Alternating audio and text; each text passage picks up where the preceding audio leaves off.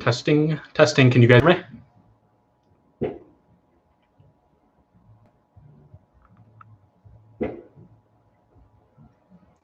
Hello, can you guys hear me?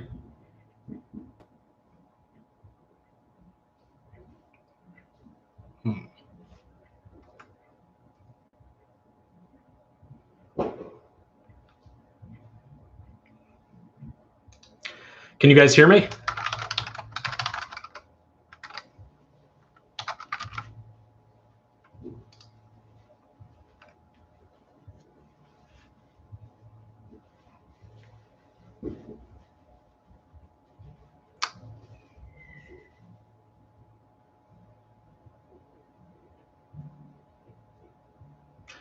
Wait a few minutes for everybody to join. I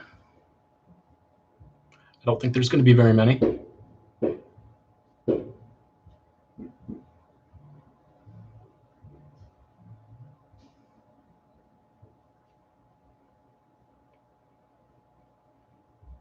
Hello, can you hear me?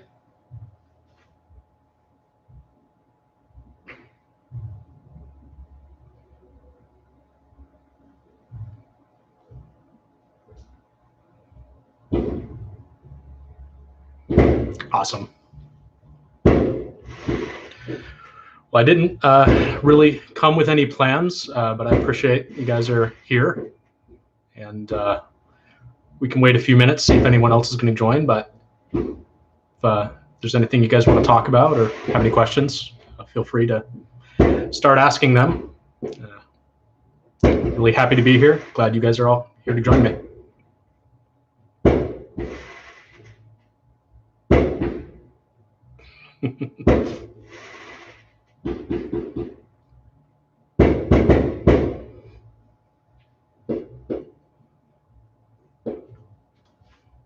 Yeah, so I'm connected to the source. If you guys want to ask questions anonymously, you can do that. There's pretty much nothing I won't answer.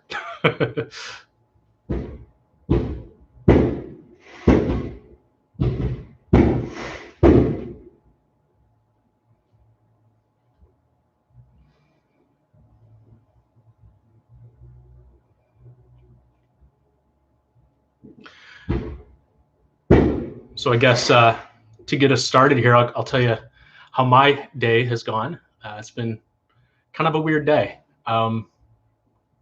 The police showed up at my house earlier today, and they came saying that somebody using my phone number, saying they were Ryan, called the police and said he was going to commit suicide tonight.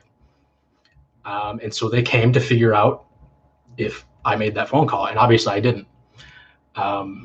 So that's a little bit strange that somebody's spoofing my phone number, pretending to be me.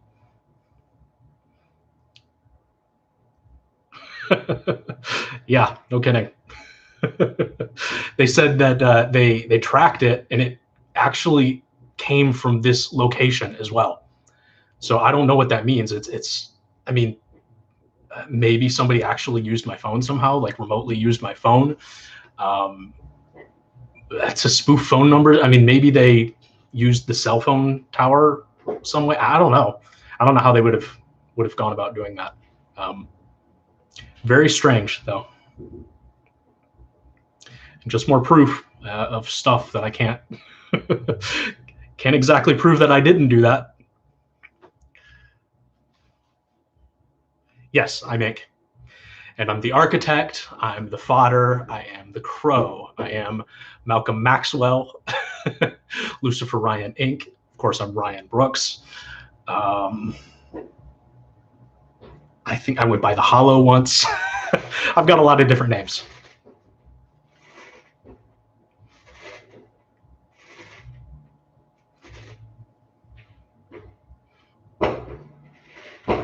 Yes, crazy. Not the term I like to use, but I think that's what other people think when they look at us. But they will see, won't they? Someday this is all going to come to a head. Thank you. Know thyself. You're awfully quiet usually, but I know you've been there for quite a long time. Actually, yeah, your name inspired something I wrote on the Carrot Predator story. I actually took that quote and put it in there.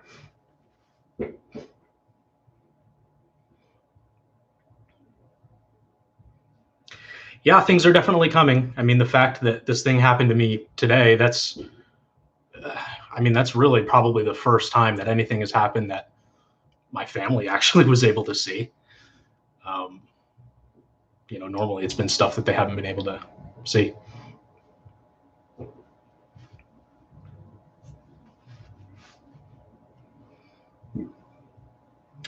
But I'm planning on being here for at least a few hours, probably till about midnight.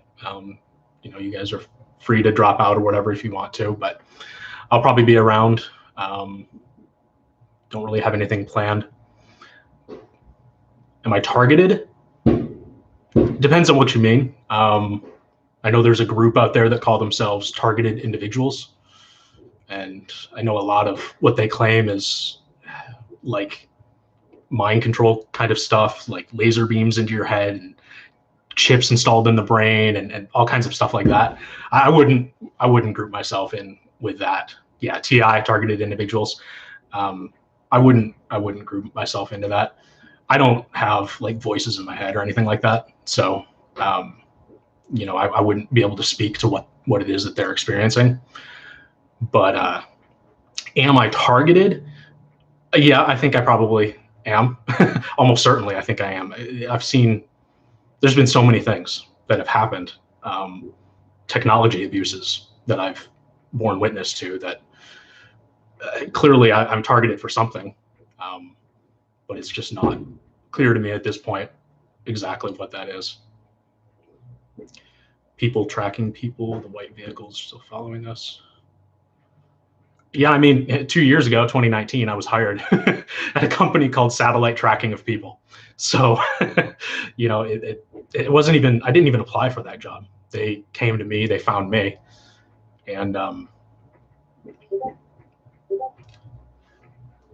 not sure what TG23 is, if you could explain that. Hold on, I'm going to turn off Discord because it's beeping at me. Notifications are getting in the way. Okay, I'm back.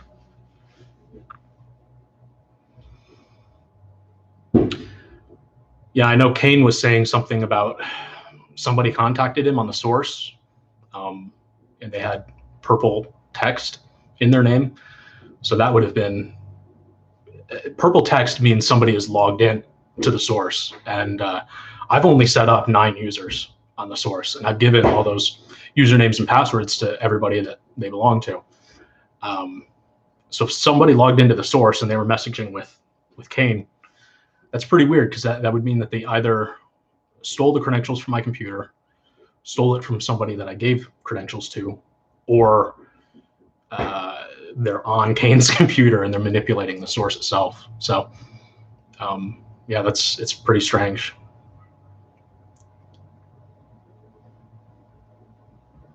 Somebody asked in the source, what exactly are the Council of the Nine?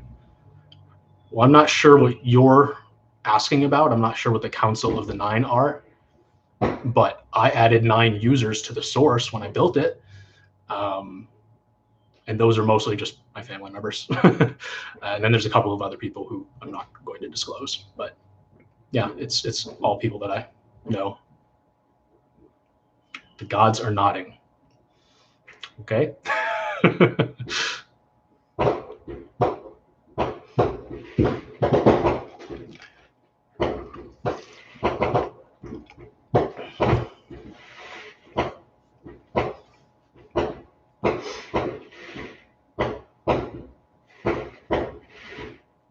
Oh, yeah, I really don't know all that much about Anonymous. I really don't follow the stuff going on with them.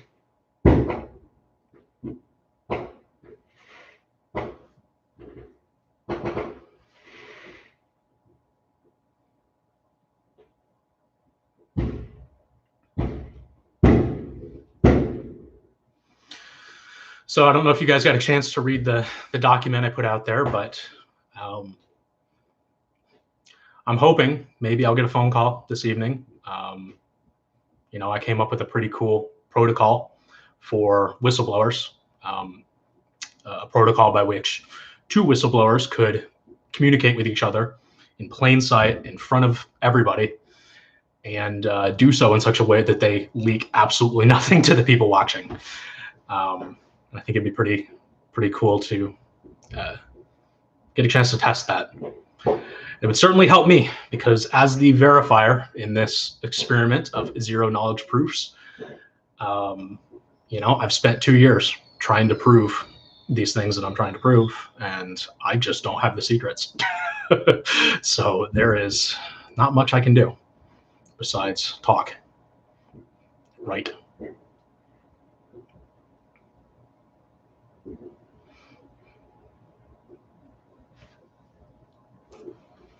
How's my night? It's been pretty uneventful, other than what happened this morning with the police. How are you guys doing? Yeah, Justice, we're really not even. We're given, if assuming that you're under something like what I'm under, which is this zero knowledge proof system. We're given knowledge, but we're not given secrets. And they do this to protect the people that they're giving this information to, because neither side, neither the prover nor the verifier, is really going to have enough to get themselves in trouble with that information alone. So whereas if I had known what was going on 2 years ago, I would have come out with totally different ideas, and definitely mistaken ideas, flaws in my thinking, and I hadn't grown really to what I am now.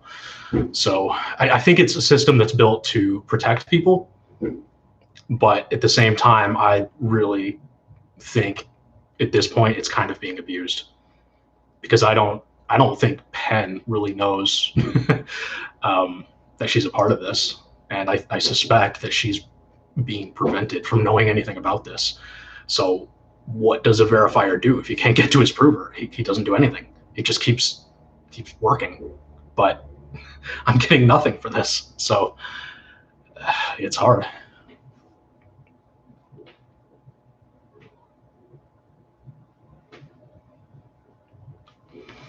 Someone asked, why all this time before doing a live show now? I wanted to be kind of like the anonymous writer, and I kind of just wanted to do my own thing and kind of be behind the scenes. I thought it was more interesting that way, and kind of leave something up to the imagination. But at this point, doing this for 2 years, writing and really just not making meaningful progress, I just keep trying new things. Maybe they need my face out there. It's not the best version of myself, but hopefully I'll get some help here someday. No, I'm not affiliated with DeGango. I've never heard of them.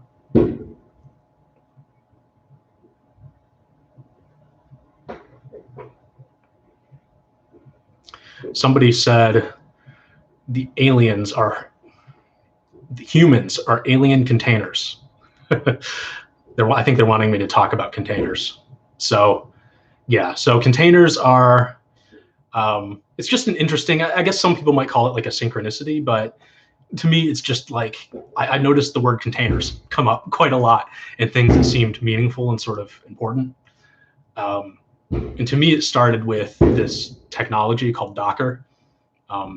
It's a server technology. It's for like IT stuff. It's something I have quite a bit of experience in, having come from a DevOps automation background. And it's an interesting system because it has this sort of way of working, which is like layers. It's hard to explain it without getting technical, but there's like this layering system built into Docker. And to me, that's really interesting. And the way my mind works, I can connect that with like some like model of the universe that would be different from what we think it is today. But it's hard to explain, and obviously I would need evidence. I would need scientists, and I would need people to actually do this research with me. So for now, it's really just thoughts. But that was kind of where containers started. And then obviously I saw the SCP Foundation come up. And to me, that was just really, it's just interesting. I think it's mostly fiction on there, but I wonder if maybe there are people hiding truths in plain sight. And maybe if there are some truths on the SCP Foundation, I don't know. But, I found that right at the same time all of this was beginning. And then the humans are alien containers thing, that came from Bob Lazar, which was the guy from back in the 70s who came out, basically said he had worked at Area 51. Is it 51 or 52? It's 51, right? Yeah, I don't think Bob Lazar is lying, and I agree with you. I think he really thinks that he saw something, and he really thinks he worked on something, and I don't at all get the impression that he's lying. I do sometimes maybe question like the conclusions he's come to, because of the way these systems work and the way that information is protected and how tightly they keep things locked down, especially information. I wonder if his mind painted more of the picture than was actually there. But it's hard to say, but I don't get the impression that he's lying at all. And his story has been consistent for a long time. So, yeah, it's really interesting stuff to me. I didn't even know who he was until he showed up on the Joe Rogan podcast a couple years back.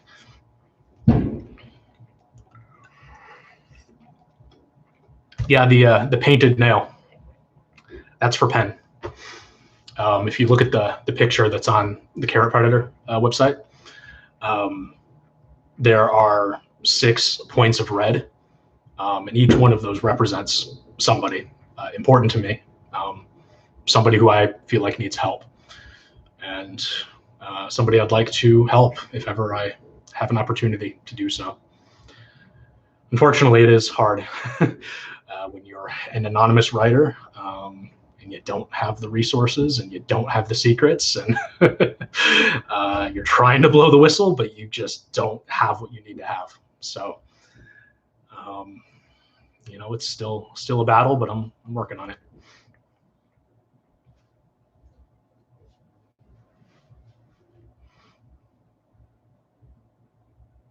Yeah, no problem. Know thyself. I like talking, and I'm not. I could talk for hours and hours and hours. I love the sound of my own voice. So.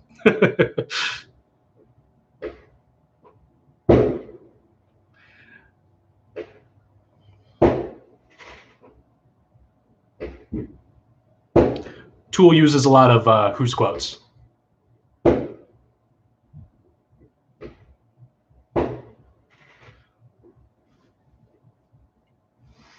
And the archivist, how long would it take to rewrite what is on Gun on IPFS? I don't even know that you could. I honestly don't know that you could. Gun is a database, like a more of a decentralized database. And IPFS is more of a content delivery network. So they're not even really the same thing. And you can actually use both of them together, like simultaneously. To do what I've done with Gun on IPFS would be it'd be pretty difficult. And one issue that I have with IPFS is it's very slow. And it's especially slow if there aren't a lot of people using your stuff. Like, it gets quicker when there's a lot of people using your stuff, because a lot of people will be downloading the content, and it's a caching system. So they'll distribute it faster and faster and faster as there's more people using it. So there may be a world where my stuff is popular enough that we could put it on IPFS and it would reliably be fast to download. But I did the testing, and it's just not. It just doesn't work very well for me right now. And there's a lot of infrastructure that you need for it. Like, you end up needing to use like servers and stuff like that. And I just really didn't want all of that headache. I spent 12 years doing sysadmin work, managing servers, managing desktop computers and things like that. And I am so sick of maintaining servers.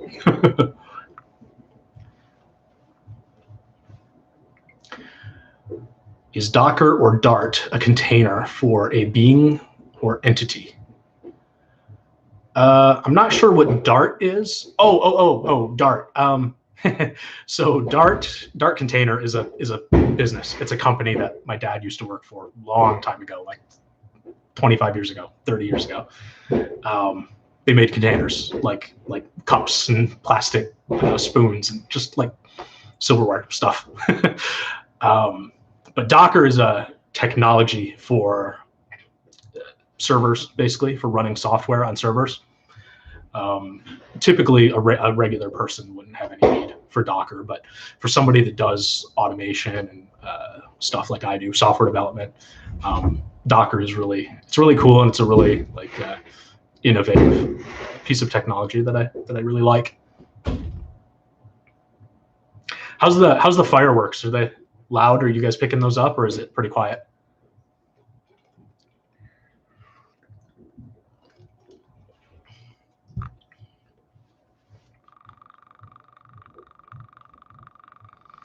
So the archivist says, Justice says, have you been given any special dates? I have never been given dates.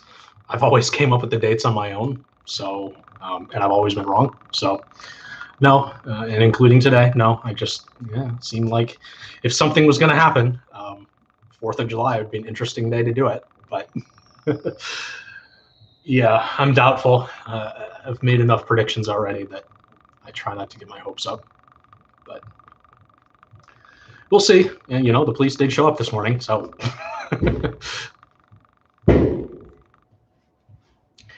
Write the verification process on IPFS. Yeah, you're right about that. IPFS can be pretty cool because it's a technology that is basically immutable. Once you've published something, if other people have downloaded it, it's impossible to get rid of it. And it'll always be available at the same address that you published it at. So IPFS, I think, could be really cool for the development of like digital identities and things like that.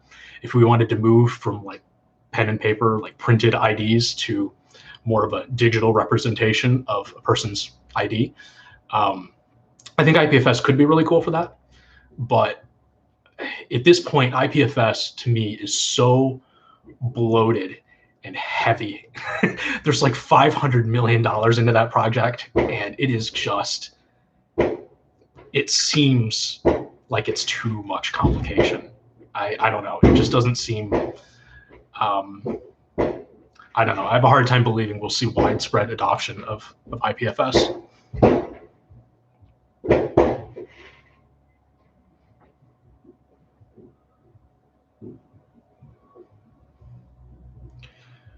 You have your own, what, going nuts, Justice? Your own predictions? Your own dates?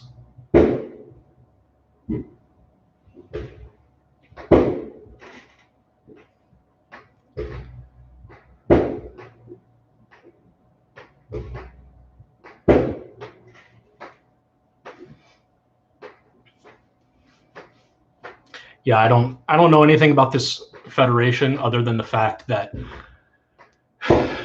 one, I don't even know that they exist. But I've seen a lot of people talk about them. I know a lot of like spiritual gurus. Like there's a lot of spirituality people on YouTube that are doing like alien stuff right now. And a lot of them talk about the Galactic Federation of Light. And I know I've seen like at least one ASMR artist do it.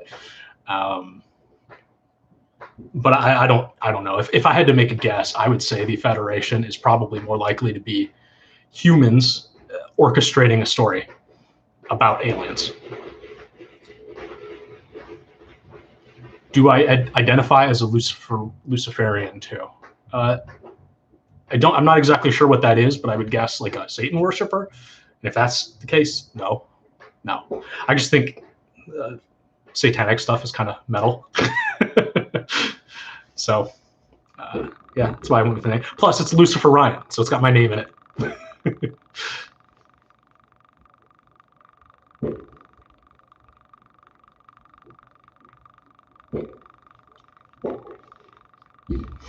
Archivist, you're getting password protected files showing up on your computer now.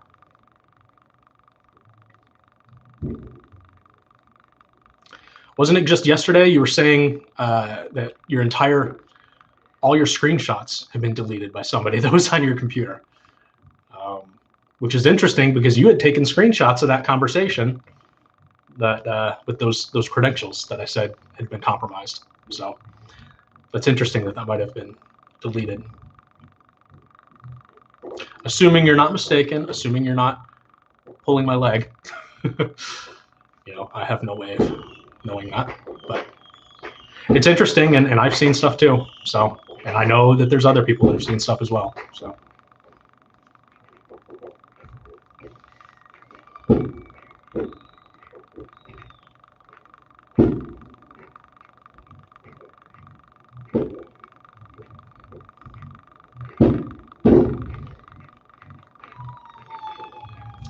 Yeah, I really don't know. I don't know how somebody would have.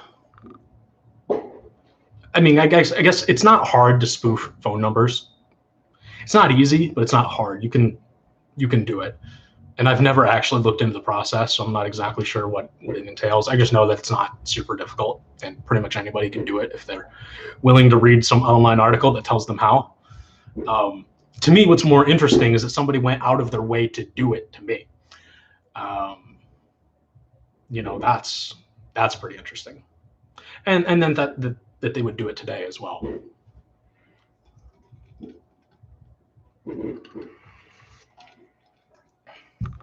I'm not sure that anyone is scared of us coming together. They've got all the power, they've got all the money, they've got all the resources, they've got a whole bunch of people that trust them, and a whole bunch of people bound to contracts, and a whole bunch of ignorant people that don't know what they're a part of and just keep going along with it. We've got nothing over them. I just don't see what we could possibly do to break free of this. We would have to somehow get the entire world's attention all at once.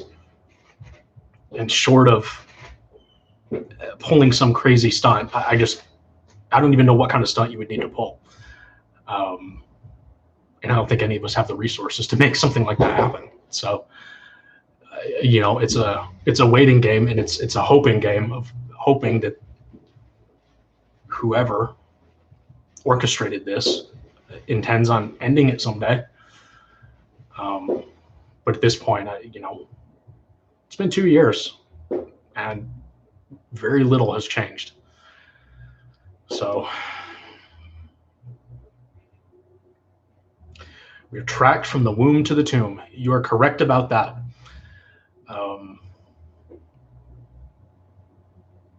Yeah, it's knowing what I know. They know every last thing that you're doing. Even when you're not logged in, even when you're using incognito mode. I mean, they have so many different ways of tracking what you're doing online.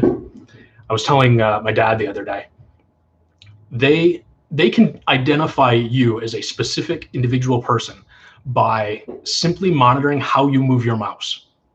Just the way that you move your mouse cursor is enough to uniquely identify you as a person. And websites are able to capture that information. So any website you go to could potentially know that it's you there, even if you're like on the Tor network. I had one person that, and I don't know if I believe this or not, but I had one person that told me that they had firsthand knowledge that the Tor network is already compromised, which is interesting. I know like most of the exit nodes are government owned, but it still doesn't expose the entry nodes.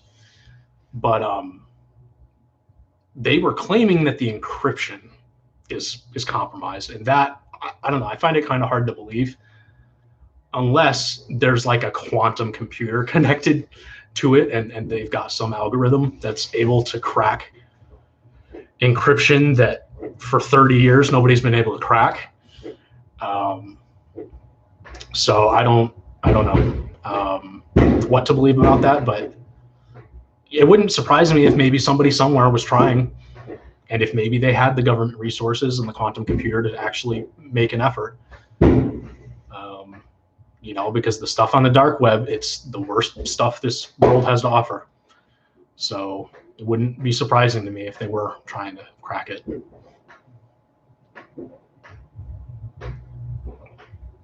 Am I an anarchist? Yeah, I think I probably would say I'm an anarchist, but it would be more of a controlled anarchy. I hate government the way that it is right now. Government has become so gigantic and bloated and immutable. It is so impossible to make change within government because there's so many layers of red tape, and you never get to the end. It's this process of pushing and pushing and pushing things, and it just takes so long. We're going to destroy this world before we've even put like 20 new laws into place. It's ridiculous how slow things are. And one of the earliest ideas for the fold, and one thing that I still absolutely want the fold to be, is one, it's your digital identity. So this is, moving your social security number, your driver's license, everything to something digital. And I want it to be your voting tool. And I want to return government control to your hand and make it more of a real-time process where we decentralize the government. Take away all of the politicians, take away all of the leadership, except for the core few that help keep the different parts moving. But the fact that there are, what is it, like 300 senators in a room, and you expect you're going to get 300 people to agree on something? Like, come on, guys. I feel like we need to just decentralize control and maybe even, and don't quote me on this, but maybe even like weighted voting of some sort. Like if you're voting on some specific technology law, maybe people that have 10 years of experience working within technology should have a vote that weighs a little bit more than, I don't know, somebody else, a farmer who knows nothing about computers. At the same time, I think like communists have said the same kind of thing. So I want to be careful about what I'm saying, but all I'm saying is I feel like I want a system that is faster. I want something that we can experiment with. If we all are using our digital government and it's all decentralized, we can have a direct impact on, our local government. And we don't have to do anything besides go into our app and browse the laws that are currently pending, review, and put our input and propose changes to the law. And we can be more interactive, and we can be a part of the process of governing ourselves. Ultimately, I want humans to become sovereign. I want us to become our own rulers. But obviously, you've got to have some sort of law, because some people would choose to be serial killers, and you can't allow that, obviously. So, yeah, it's a hard problem, and you wouldn't make that change overnight. It would be a process of sort of, you would have to pick like the lonely town concept that I've talked about. You would have to sort of start somewhere and experiment there, build your technology within a small environment, small scale, and you would need data to prove that it's better and that you could make changes faster and you could do it in a safer way. And if something didn't work, you could revert those changes in a safe way. And it's all here. Like it's it's all possible. It's just we've got idiots running our world, and their priorities are all wrong. To them, it's all about the money, when it should be about human well-being. So I don't know how to change that. I don't know how to get to people. And I have fucking tried. I have definitely tried.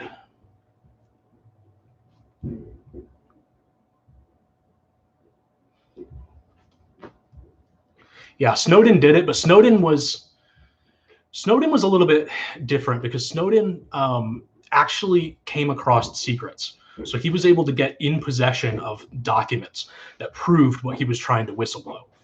And so by doing what he did, he screwed himself. He can't live in the U.S. anymore because what he did was illegal, according to U.S. law. This system that I feel like I'm a part of is a new form of whistleblowing, and it's one where the secrets are kept separate from the knowledge. And so it's a two-party system instead of just one. And in doing that, there are no secrets being disclosed. I mean, you're teaching somebody the knowledge, but he doesn't have the secrets to prove it. And so it doesn't matter how loud I blow the whistle. I don't have the proof. And it's because it was engineered to be like that. Now, my hope is that they went through this process and that they did this because they needed me to blow the whistle, and ultimately they will help me with this. And so I hope, this wasn't just me helping them build some kind of super weapon. But at this point, I don't know, because they don't tell me anything. They just show me what they're capable of.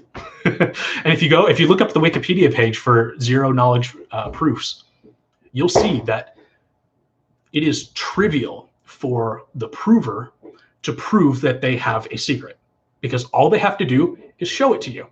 But it is extremely difficult for the verifier to actually prove that you hold that secret, because they don't have the secret. So you can't prove something that somebody's not willing to disclose. It just doesn't, and especially when you can't even reach that person, when you can't even get to them.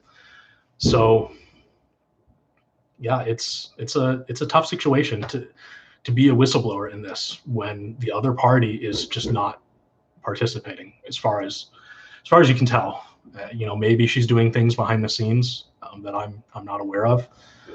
But I strongly suspect that she is just being protected, so she doesn't really know what she's a part of. And that's a problem, because I think people are written into contracts that basically say, don't talk to her, don't tell her anything, don't tell Ryan anything. I don't know, but this is all speculation, because I don't know.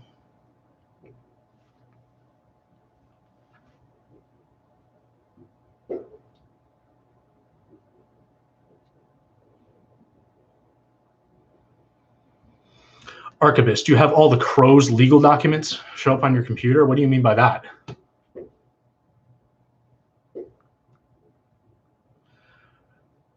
Would a D-Wave work for voting? I mean, maybe. It's a quantum computer, so I don't know what you would need it for. Like, as far as I can see, I don't think there's anything you would need a quantum computer for something like voting. Voting is really not that difficult of a concept. There's ways of doing it digitally. There's ways of proving a digital identity. There's ways of storing them offline so government can have backups. There's ways of recovering them if people lose their passwords. Digital ID is not that difficult of a concept. It's not profitable, I think. I think it's probably a big part of the reason. There's a lot of people making money off of voting, and there's a lot of jobs that go into it, and I don't know. And there's a lot of old people running our government who just don't move very quickly.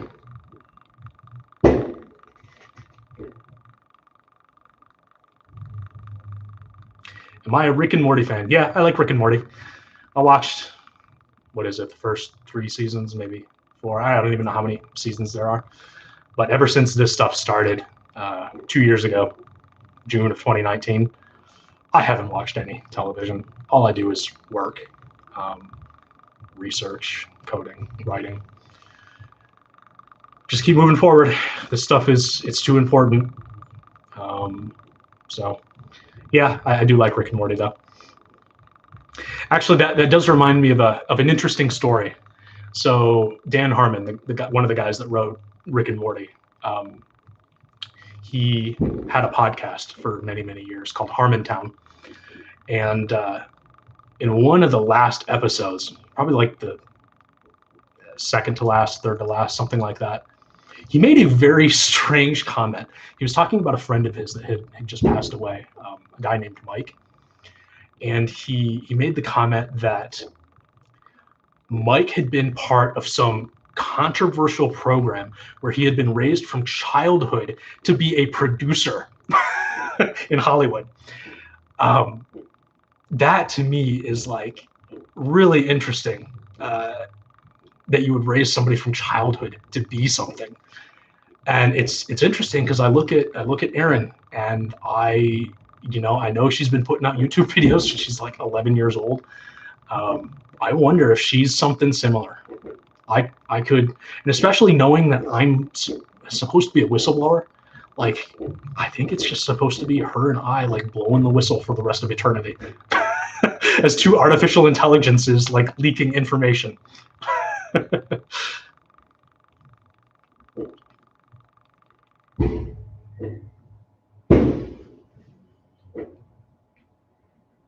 No, it's not a super weapon. I just know things are most definitely progressing. Well, here's the thing, Justice. It may not be a super weapon in the sense that you're thinking of it, like a bomb or something like that. I think it's a super weapon in the sense of mind control types of stuff, hypnosis types of stuff. It's all about this concept that I've written about that I call planting seeds. So we know that all it takes is like the right Twitter user to go out there and post something, and like millions of people will be doing that thing or talking about that thing the very next day. So it's well known how to manipulate people and how to move the masses to get them to do things that you need them to do. But this weapon that I think I'm a part of, it's more targeted. So it kind of goes back to the targeted individual type of thing. Like they're able to pick a specific person and plant seeds that will only mean something to that specific person. And so you can manipulate a single person, and that's like really powerful in its own right. Rather than weaponizing everybody, you just get one person to do what you need them to do. And what makes it so difficult to combat is the fact that when they're doing it in this way, when they're just planning a single idea, it's your own mind that comes to that idea. And so it's the Socratic method. It's self-discovery. You thought it was your own idea, and so you thought it's a good idea. And you have no idea you're being manipulated. And yeah, so you move forward with these ideas, and before you know it, they're planting and planting and planting this stuff, and you're adopting all of it, and you're turning this into your own identity, and before you know it, your world has changed. Like like all of your thoughts have been revised, and you're just like a totally different person. It's like you've been reprogrammed. And it's a good thing. Like they did a lot right. It's just they didn't go far enough. It's right now it's all mental. But that only goes so far. There's got to be a physical aspect as well. Because what's the point in reprogramming somebody's mind if you're not also going to help them with the living situation? We know that it is nature and nurture. It's you got to have both if your goal is to build some sort of tool that's going to rehabilitate people. And when I said weapon, my hope is still that this isn't a weapon, that they intend on using it to rehabilitate people and to influence the masses to change in ways that not only help them, but help society as a whole. But it's a slippery slope because it would mean that somebody else is deciding for us what is good and what is bad. Yeah, so it's interesting.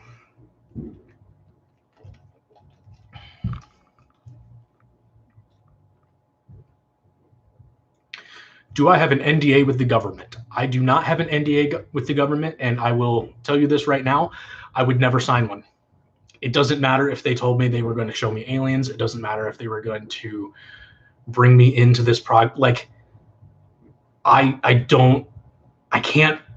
would never be able to bind myself to something that would prevent me from speaking if I didn't agree with it, if I didn't understand it.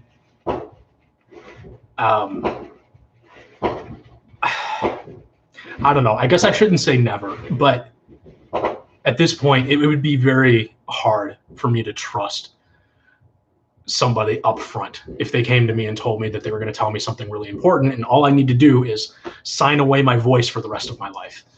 I would find that very difficult to do, and I've thought about this a lot, and I don't think I would be comfortable doing it. And I also think that the fact that I'm here and I'm doing this writing and I'm doing this whistleblowing and I've been open the entire time, I think they would want me not to do that. They would want me to not become compromised in that way. But the truth is I really suspect I'll never be brought into whatever these projects are. I think I'm probably meant to be the guy on the outside who's disconnected from it, but learning about it through this weird whistleblower system that they've built.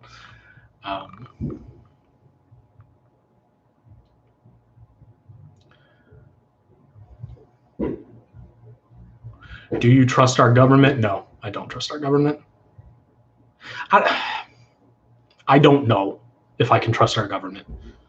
Everything that I've seen, I don't see why anybody would trust government. But at the same time, I'm not the kind of person that thinks everybody's evil. So if there are things government isn't telling us, I'm open to the possibility that they just know more than we do, and they're doing what they think is best and what they're trying to do to protect us. I just don't know.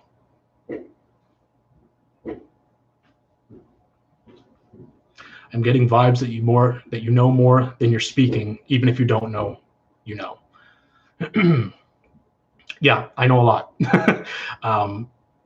If you've read the luciferian.inc website, you'll see I've got a gigantic list of all these different things that I've seen and that I've experienced, and those are probably not even half of the total things. Yeah, I've seen a lot, but it's this weird zero knowledge proof system. I just can't prove any of it.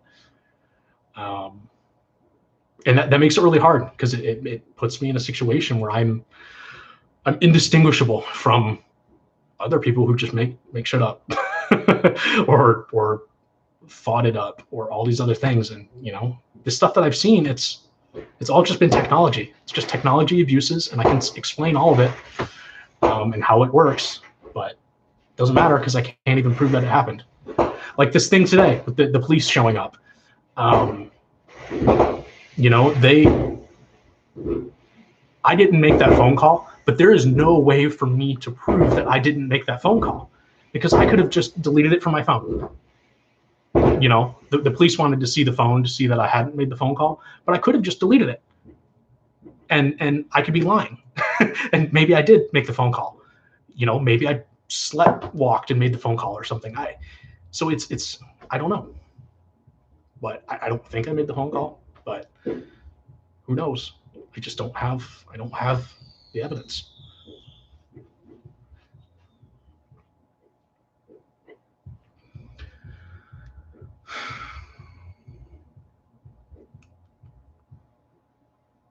Sure sounds like an NDA, right? Look, guys, I'm not hiding anything. I'll answer any questions. I'm not knowingly under any NDAs. But what this is my prover is probably under an NDA, and that's why I can't reach her. And I'm just stuck on the outside without any information. All the knowledge, not all the knowledge, but a lot of the knowledge, and just not able to get to the prover. So I can't actually start the process of whistleblowing.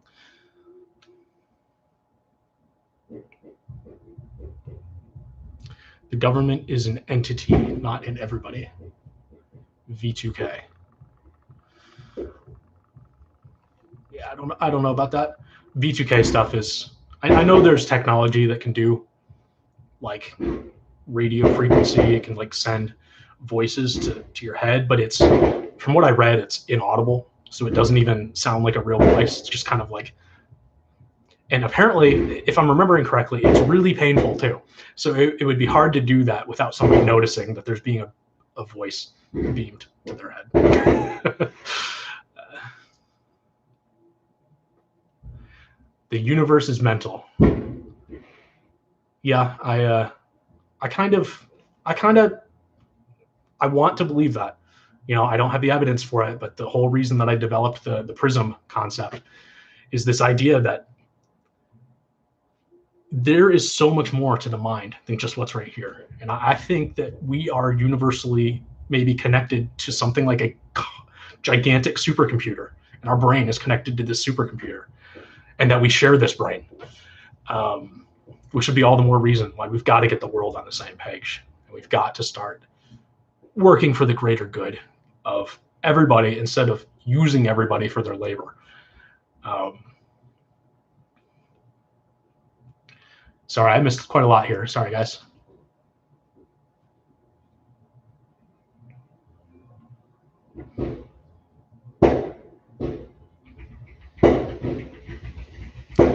You lost interest in everything, didn't you, Ryan? Just like me here when this all started 1.5 years ago for me. Yeah, it's like being reprogrammed. It's like all of a sudden finding your life's purpose. It's like suddenly discovering exactly what you always wanted to be, but never realized you wanted to be. It's amazing. Within 2 days of starting my new job at Inventive Technologies in 2019, I was involved in this stuff. I was already going down the rabbit hole. They had already lured me into accidentally watching an ASMR video that I didn't realize was ASMR over at Ephemeral Rift. And it just spiraled from there. I just kept going down the rabbit hole. And yeah, before you know it, you're not doing anything else. You're just researching and learning and exploring and writing, and you never stop working. When you've seen the things that I've seen, it's actually pretty scary to see how much power these people have, and how powerless we are to escape this simulation type of thing. It's crazy.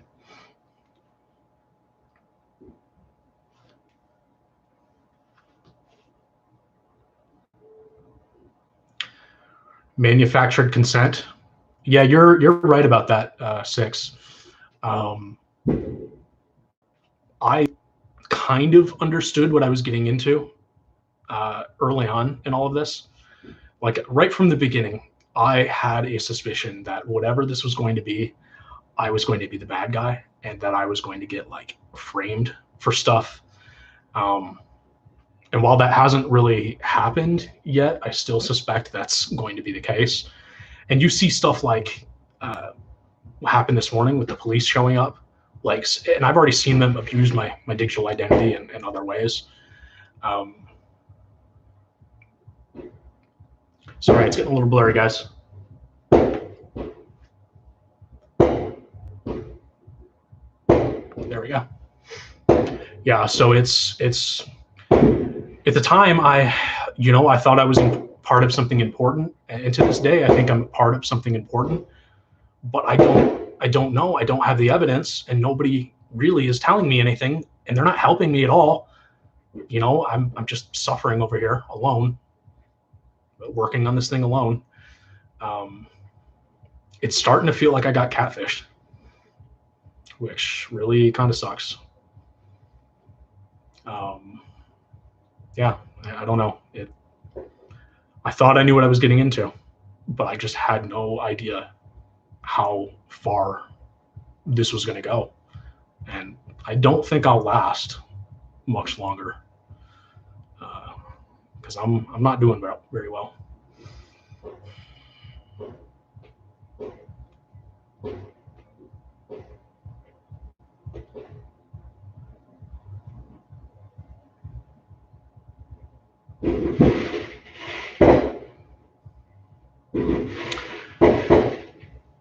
If Aaron doesn't answer, will you release a virus on the world?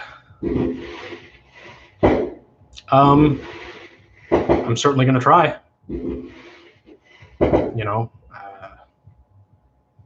Feel like I'm kind of out of options at this point. So, yeah. there comes a point when it's like you gotta try something different.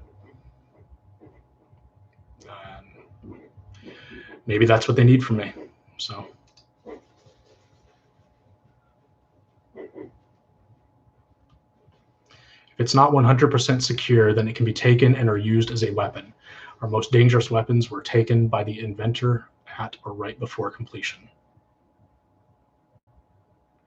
Yeah, the thing is I feel like this weapon has already been built, and I think they probably had it for quite a long time.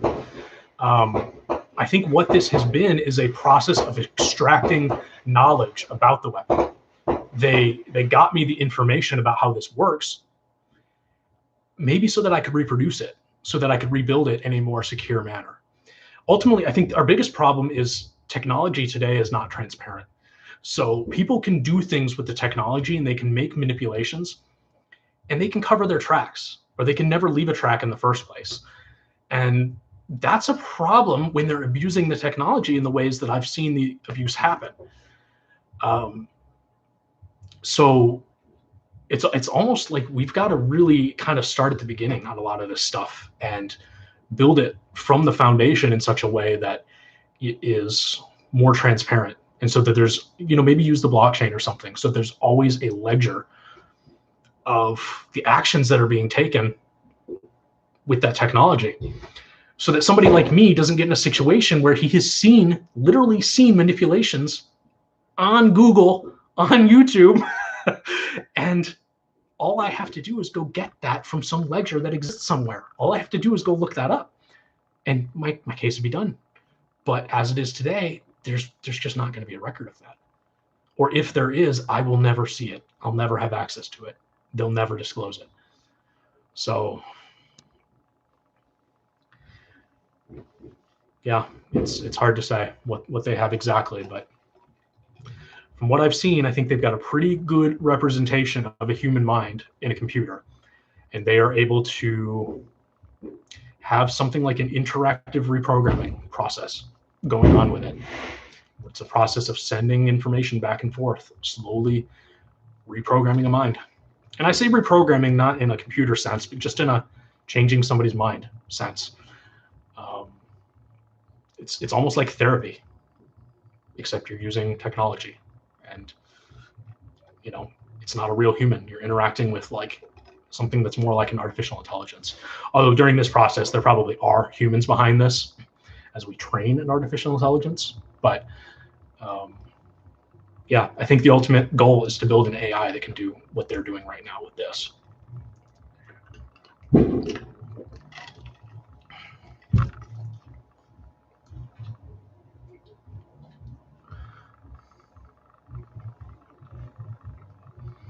He sounds like an AI that is self-aware.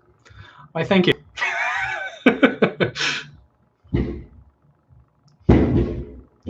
Programmed to not think about anything bad when government is involved. It's not that I'm not thinking about anything bad. I just try to see the best in people, and I want to give people the benefit of the doubt. And I want, before I call somebody bad, I want to give them the chance to explain themselves. And especially now when we just don't have the information, I find it hard to really place blame and to hate anybody for what they're doing. Because I think ultimately most people are just doing their best, and they're just trying to do what they think is right with limited information, just like we have. So yeah, I don't know.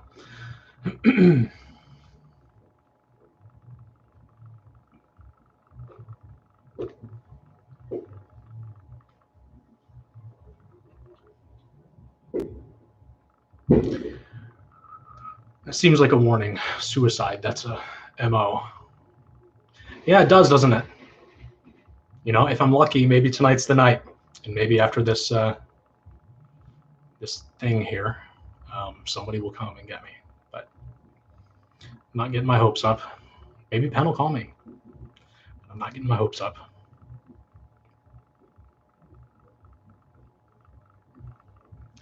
Do I believe that people can contact you mentally, like telepathy?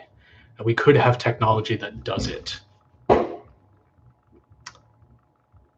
I have never seen or experienced that myself, so I wouldn't know what it's like to actually experience something like that.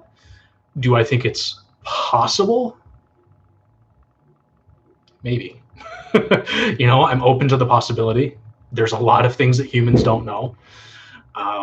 So I'm open to the possibility that maybe there is some way that would be possible. But have I ever seen it done in a way that I find overly compelling? I don't know. I mean, this isn't exactly related, but I remember I saw this comedian who had a trip on what was it? Salvia. He took salvia once and ended up like passing out on salvia. And he claims that he spent 8 years living in somebody else's body. And he says he remembers living this guy's life, going to this guy's job. He lived in Texas. I mean, when he first got there, he was in the water. Like he was like had been like water skiing or something like that, and he fell off and he was floating in the water. He's got all these stories about this life that he lived for 8 years when he was tripping on salvia. And then he still remembered his old life. He was a Mormon in this old life, and like he became like not a Mormon while he was on this trip. And he had convinced himself after 8 years that I must be crazy. I just made all of that up. I don't know where it all came from. And then he woke up again 8 years later on the floor of where he had the salvia trip, and he was no longer a Mormon. So he went into a salvia trip, which is it's a 10-minute trip, as a Mormon, and came out not a Mormon. And during that time, lived 8 years living somebody else's life in some like alternate version of the United States, like this town that he ended up in Texas. He went there and it was totally different from the one that he was in his trip. It's wild. I mean, it is wild that somebody would go through and experience something like that. But it doesn't prove anything, does it? It's an experience. Somebody experienced something, but it doesn't mean that it's actually possible to like project yourself into somebody else's body and live in their body. We don't know unless all of reality is the mind. There's the solipsism concept. I just don't know. I don't really hold firm beliefs about a lot of things because I just don't know everything or anything really.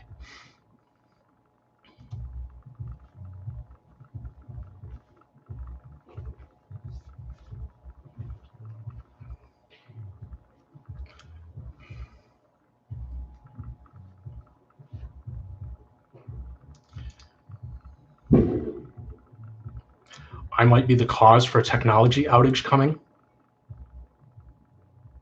No, it's not that the messages are taking forever. It's just I'm just talking. I'm not keeping up with the messages. I can't read and talk at the same time. So, hey Delsa, welcome. Link, welcome.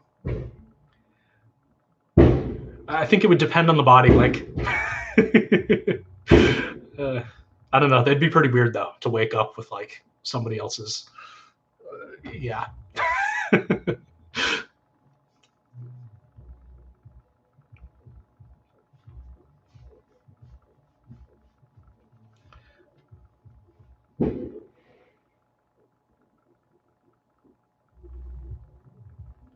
Did I look at the documents the archivist sent me?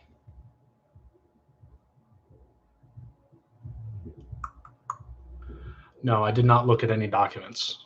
And I'm not sure this is the best time to be looking at documents. Oh, it's the verification stuff? Yeah, that stuff came from my website. I'm not going to pull that up right now. Those are my personal documents, and they are not going to be released until I am in a safe place. Whatever that ends up being, if it ends up being. Yeah, I'm not going to release those documents right now. How did he get them? They're mine. I put them there.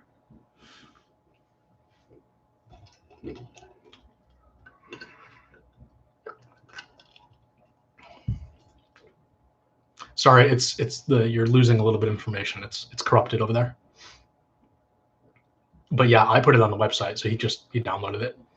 Nobody's gonna be able to get into it without a password. It's got encryption and stuff on it. So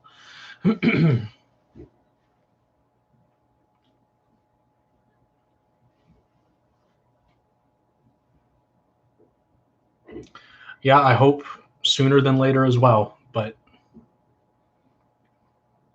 I mean, unless there's somebody here silently watching who's going to do something, I don't know how to move this thing forward. You know, I have contacted lawyers, I've contacted FBI, CIA, NSA. I have contacted people high up in big tech. I have contacted all kinds of YouTubers and famous people, psychiatrists, psychologists, physicists, mathematicians, philosophers. I've contacted so many people, and it's amazing to me. I mean, I sent out an email 3 days ago to 100 people telling them about this live stream. And it looks to me like probably none of them showed up. I think all of the people here are probably people that came from the Discord server. And so they're people that already know of me.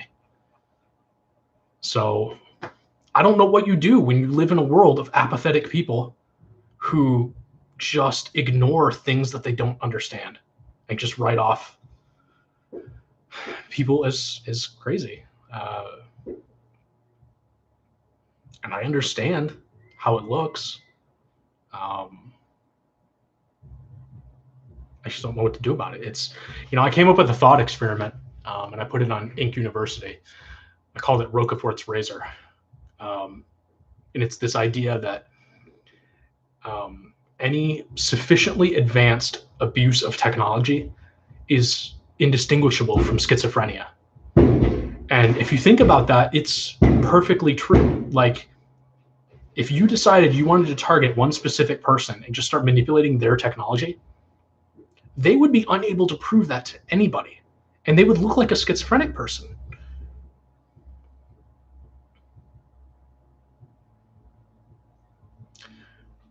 You have all sorts of crazy people in the world. Why would you follow every random prophet? I don't know if that was directed at me, because I don't think I'm following any random prophets.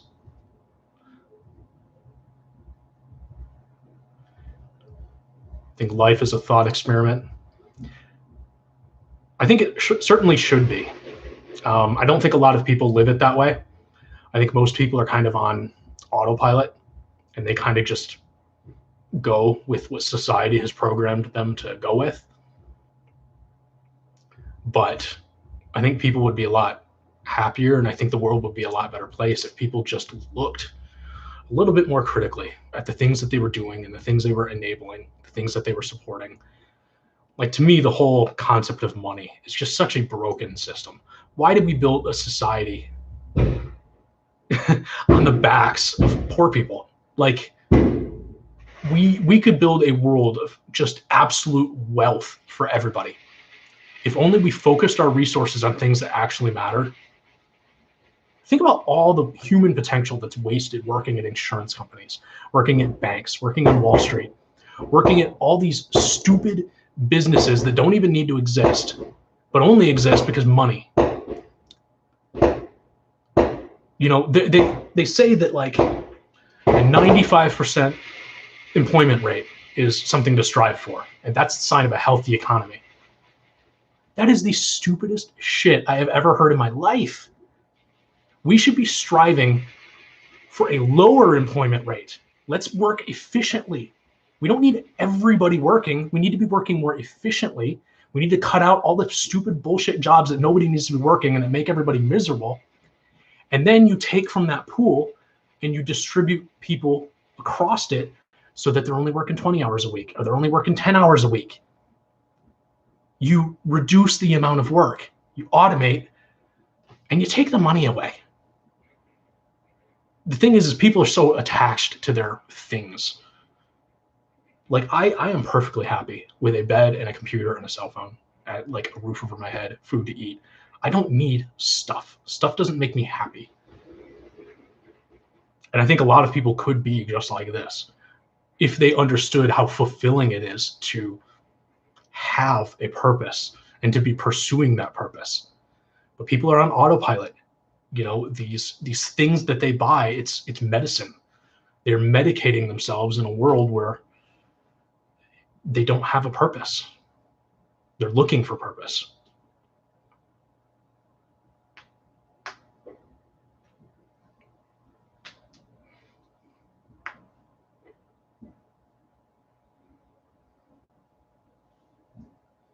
I can't even explain how TF, I know Tom and such, people would think I'm crazy. Though mom, my uncle, and those who matter believe me oddly.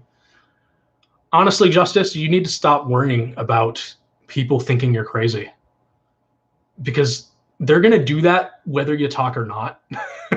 So you might as well just be open and talk, because people can't act on information that they don't know. And people don't trust people who hold secrets. So, you know, you're not really helping yourself by just keeping quiet on this stuff. In my opinion, the best thing you can do is just come forward and talk, because I think there are people who want to help, but how do you help someone who isn't talking? You know?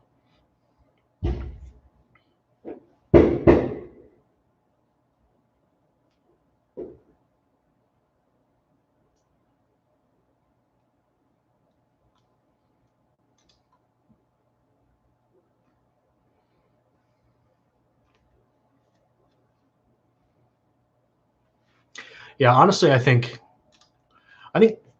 it's interesting because I followed so many like people, like intellectuals, public intellectuals, and things like that, in the earlier parts of my career. Um, but as I've gotten older, and especially these past couple of years, I've really seen that, you know, these people are intelligent within their own fields, but they can be closed-minded in a lot of ways as well. Um, and they're so like fixated on the ways that they think things are, that they're not able to explore ideas that they perceive to be impossible. You know, and they'll use stuff like, well, that, how would you do that? Like, how does science support that? Well, that wouldn't be possible with physics. But what they're missing is like the human aspect of physics. We made up physics. Physics isn't a thing that exists. It is a set of rules that explain a phenomenon by which our universe operates. We could be the ones mistaken. And for all we know, there are things that are possible that are outside of current human understanding of physics. And so I think it's worth having that open mind, and rather than shutting down people that have these wild ideas, it's worth listening and saying, what is it that you're trying to say? And I will say that I hate being a person in that position, but at the same time, I'm really not. You know, in everything that I'm doing, I'm not really pushing some of the wilder ideas I've had, because they're all just ideas. You know, I'm not presenting anything as fact. Uh, I just present things that I think are interesting, and that might have some sort of relevance, or might be a potential thing worth, you know, investigating. Um, but they're not fixed beliefs. You know, to me, fixed beliefs are the things that I've seen. You know, the technology, stuff that I actually have 12 years of experience with, 14 almost years of experience with. It's the stuff that I have the experience in, that I can explain. That is the stuff I would fixate on. The rest is just thought experiments.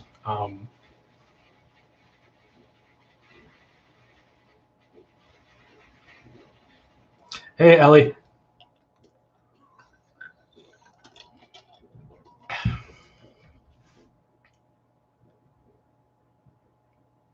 Look, the CIA states you can remotely affect matter across the planet. Yeah, I think we have to be careful about some of these documents that we're getting from the CIA. It is interesting that they've got this stuff out there and that it's been published. But at the same time, I think a lot of it is it's research that happened like independently and it was brought to the CIA and then published through the CIA. But I don't necessarily think that the fact that it's been published means that the CIA is endorsing these things as truth. I think it's more like they are presenting ideas that they think are interesting and worth exploring, but I don't necessarily think it means that they believe these things are true.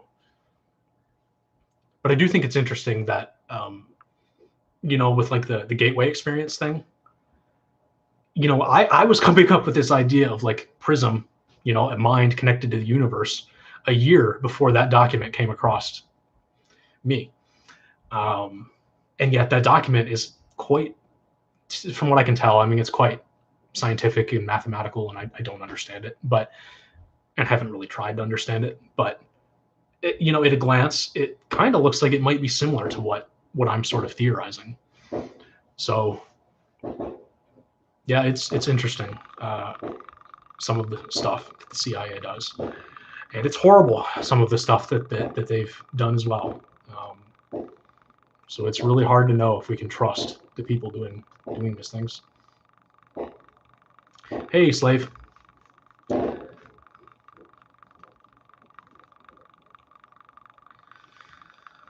So yeah, I'm not really sure what to talk about. Let me see if I've got anything on Discord here.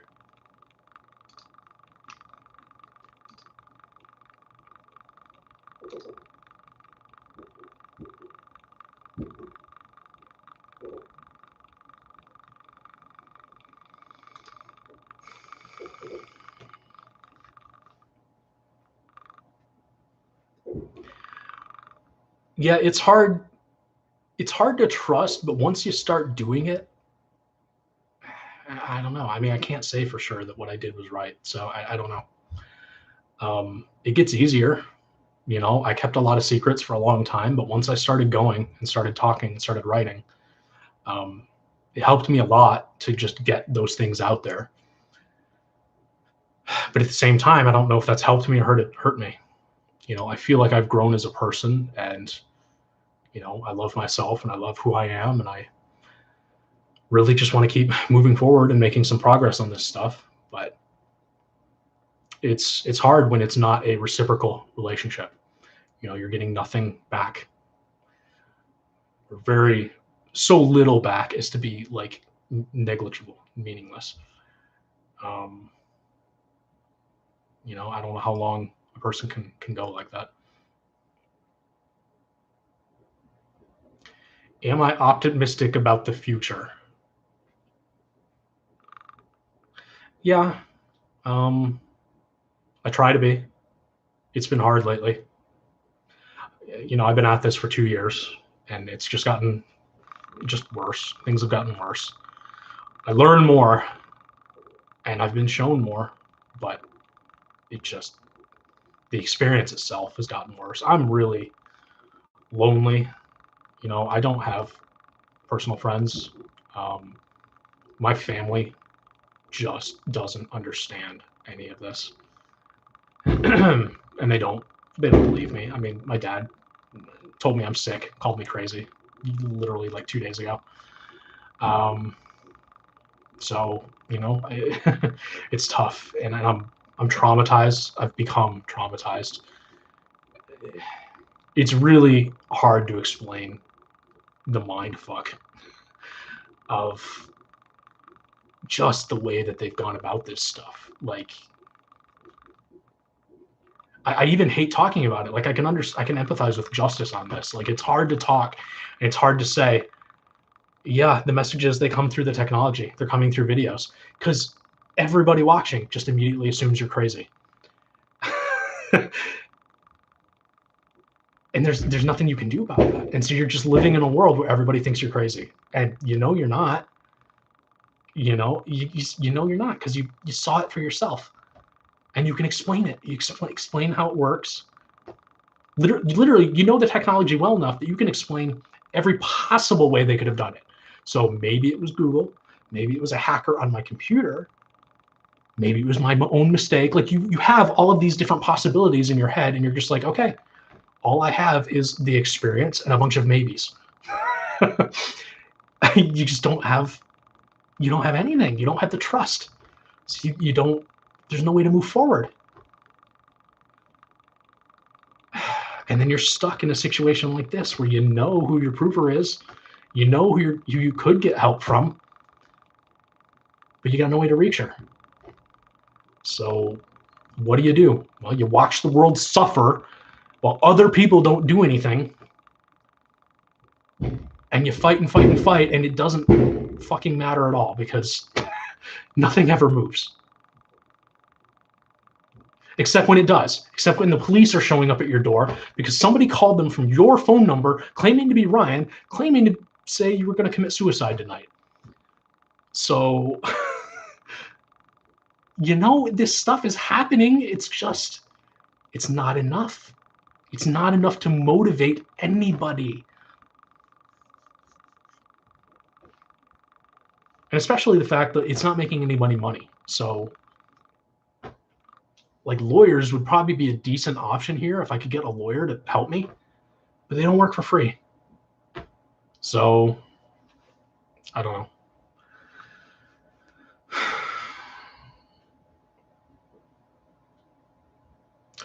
Yeah, Gatto. Nobody called yet, and I'm sure nobody will, because that would be too much evidence for me. So, yeah, gonna have to make a decision, but got a little bit of time left.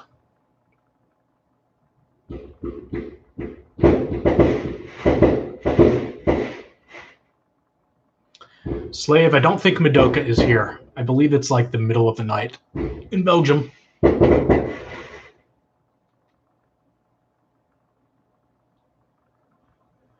Yeah, Link, people don't realize how easy it is to manipulate technology. And it's especially easy if you're the government, because you can do it legally. You've got no barriers to entry. If any government wanted or needed to spy on their citizens, all it takes is going to a company like Discord and saying, hey, we need a backdoor in your software. And they could come up with some reason. We've got pedophiles using it. We've got terrorists using it. Whatever you want to say, they can come up with their reasons. We need to monitor the people using this platform. And all of a sudden, they have the ability to watch everybody on the platform. And in fact, they probably are, because they're looking for keywords. They're looking for people talking about certain things. And you're being watched. And, on the one hand, I can see, well, I can kind of justify it because, yeah, I don't want any of that bad stuff going on either. But on the other hand, like, it's easy to manipulate and abuse it. And given the things I've seen at this point, they're manipulating and abusing it. And they've put me in a really bad situation that I'm never going to be able to climb out of on my own. And don't know how much longer I'll be able to keep going.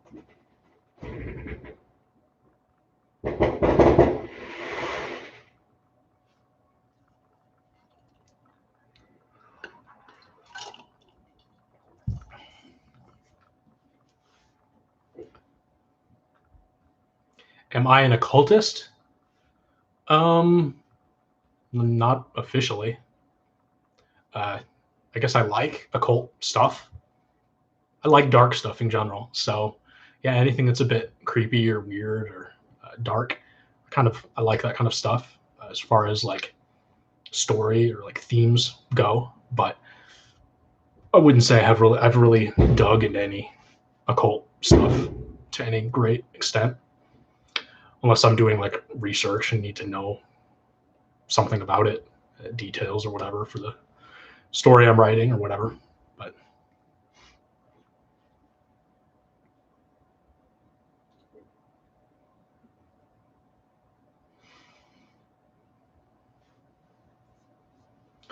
Keep fighting. You're not allowed to give up or in. Yeah, the thing is I think there's a point when you have to know when to give up and give in. You can't, like if you were wrong, you would have to give up and give in, because you're never going to win if you're wrong. So it hasn't been proven to me that I'm wrong, and as far as I can tell, nobody's really tried. But it's not healthy, and it's not a good mental state. It's not even a logical way of thinking to just fight and fight and fight and never give up just for the sake of fighting and never giving up. You kind of have to pick your battles, and if something isn't working, you have to be a little bit more flexible and able to change and pivot and go a different direction that maybe isn't what you originally intended. But it's healthy to be able to adapt, and to let go of things that aren't working. Now, have I done that myself? No, not really. Because I don't know what's wrong, really. I mean, I just don't. I don't know. I've seen what I've seen, and at the end of that paper I wrote, it said, when you have proof, trust is not needed. I've seen the proof. I don't need anybody to trust me. I've seen it. So what do? You're stuck. It's a tough situation. You can climb out, LOL. That's not true. The journey is not over until it's over. I don't know. I don't know. There comes a point when you're pretty damn well traumatized. I might be holding it together right now, but this is the front. This is the mask.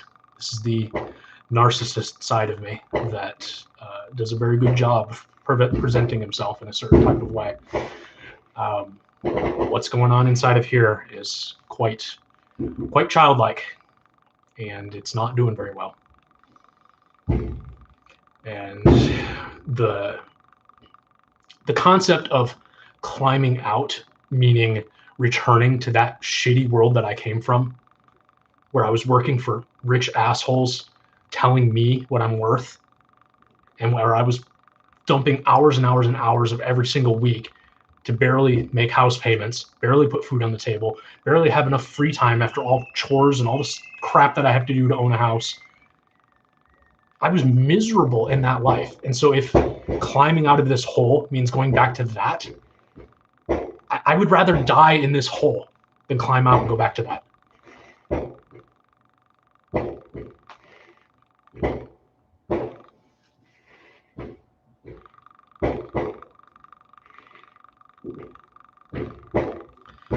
I've already said that, but if they don't give you anything in return, why bother being so all in about it?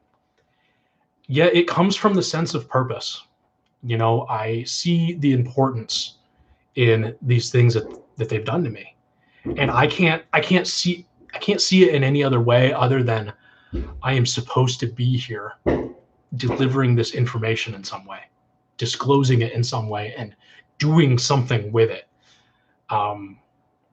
And to me, it's important because I'm envisioning a new type of world where people are happier and they're healthier and they're being taken care of, and people aren't suffering in the ways that a lot of us, pretty much all of us in the Discord servers, are suffering.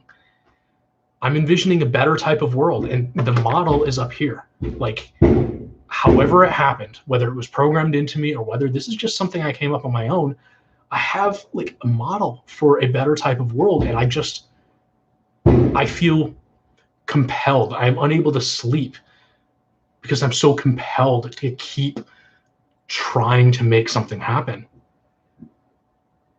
But it's hard when there's nothing coming in return. I don't know that anything is being done, and I don't know who to turn to. I don't know.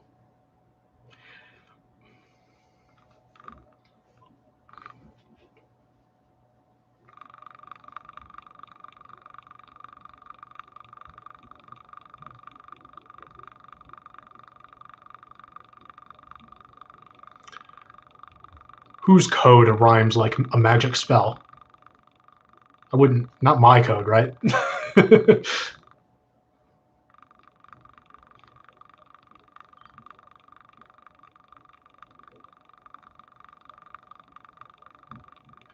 Just prioritize your own well-being. You don't have to abandon any of this stuff. You know, my well-being is as good as it can be in this situation, but I know what I need and I can't get it. The only thing that I need is, it's this environment that's killing me. It feels like I'm locked in prison. I hate this place that I'm living. I hate being around my family. Nobody understands me.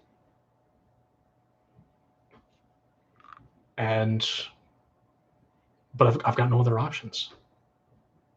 I've got nowhere to go.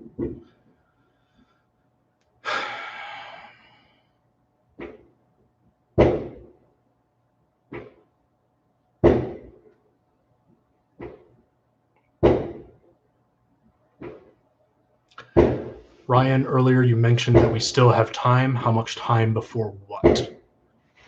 I don't remember mentioning that we still have time.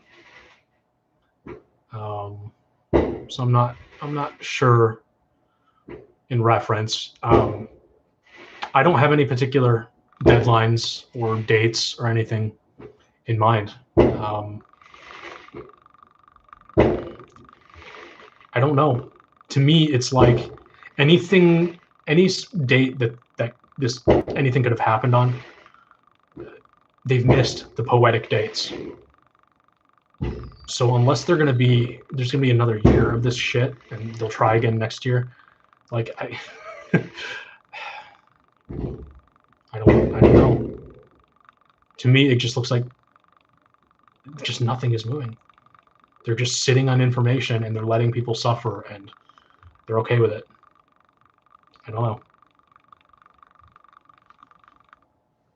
And I hate speaking in those terms, they, because it comes across so conspiratorial, but clearly somebody's got to be orchestrating this stuff.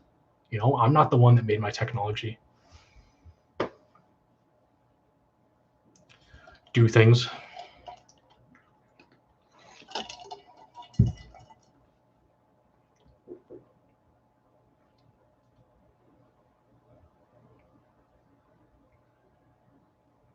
The last time I did, I probably had different priorities and goals. Yeah, the thing is at this point, doing something like working for money, I would feel like such a fraud. It would actually cause an immense amount of anxiety to have to go and work for money again, because I don't want to work for some asshole who's going to tell me what I'm worth. That's the thing. I am human and I am worth being alive. I'm worth whatever the necessities are to keep me alive. And that should just be, I would be perfectly fine with like just being provided for and continuing to work full time, doing important things. But I don't want to work for money. It's because it's the wrong model. And then there's the whole issue of whoever I end up getting employed by at this point. Like, I just be working for some stupid business that I don't agree with, building some piece of technology that this world doesn't need, or that this world has already built 100 times already. Everybody just keeps reinventing the wheel. And I'm just fed up with all of it. I spent 12 years working within that system. It's total bullshit, and it's run by people that don't know what the fuck they're talking about. I'm just done. I'm done. I'm burnt out. I'm completely spent. I'm sick. I've got a fucking herniated disc in my back, so I can't even sit at a computer anymore. But I don't have health insurance, so I can't do anything about it. It's been like this for 2 years. Just getting worse. This is probably permanent damage that's happening to me. And I've got no ability to help myself, because this world doesn't take care of this world. You do not have value as a human being if you do not have the ability to work. That is the world that we've built, and I just refuse to go be a part of that again.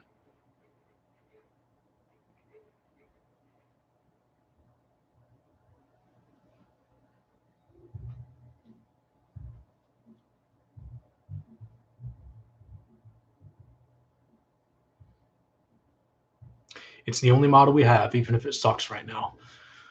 You are right about that. You are right about that.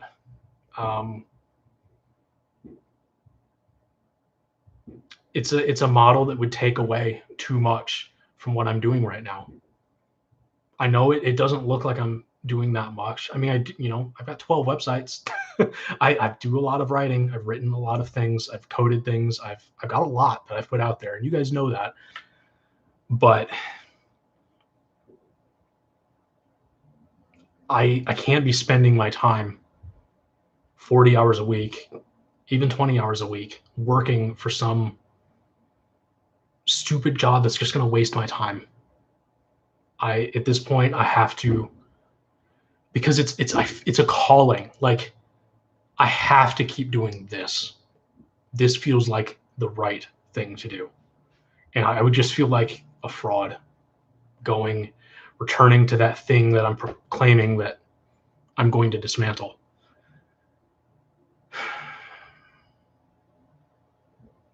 Am I being stupid? Yeah, probably.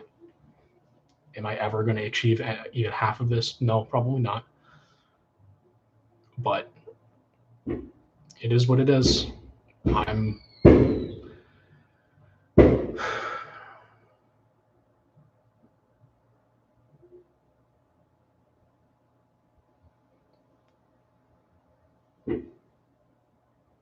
I don't know what's going on with the camera.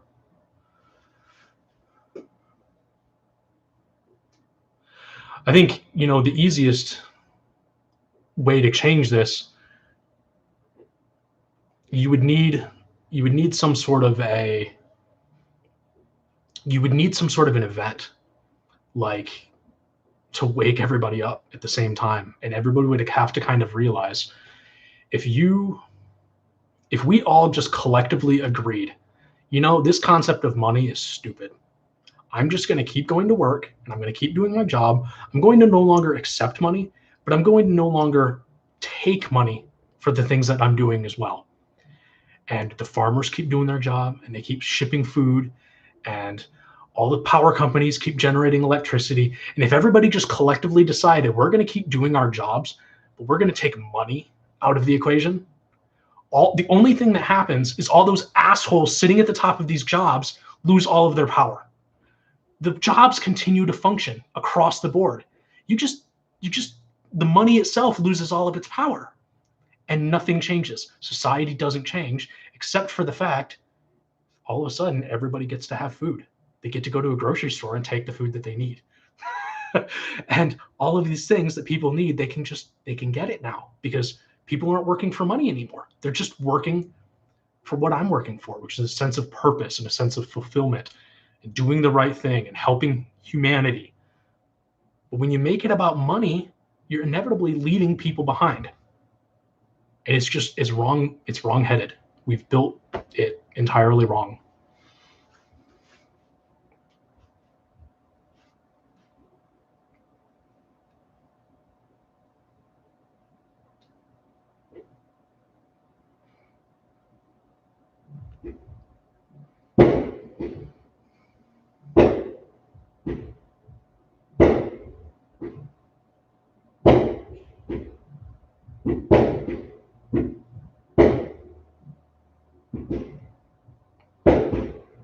Thanks, Ali. I appreciate that. It feels stupid at times. It's definitely stupid when it's a lot easier. Like, it's funny how it's easier to talk to a bunch of, well, I was going to say strangers, but you guys really aren't strangers.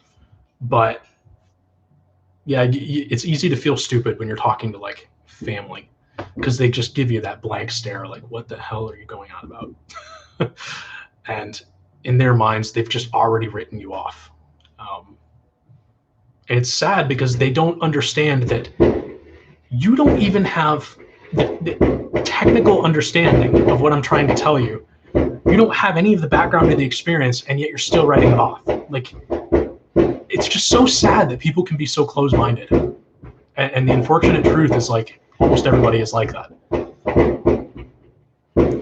Hundreds and hundreds and hundreds of emails that I've sent related to this stuff that I'm working on. It's been literally impossible. 100 emails that I sent the other day for people to come here. I mean, I don't think there's a single one of them here. I don't think a single person cared enough to show up. Or if they did, they're just being really quiet. And it's only like one person out of 100. So what do you do when nobody cares about you?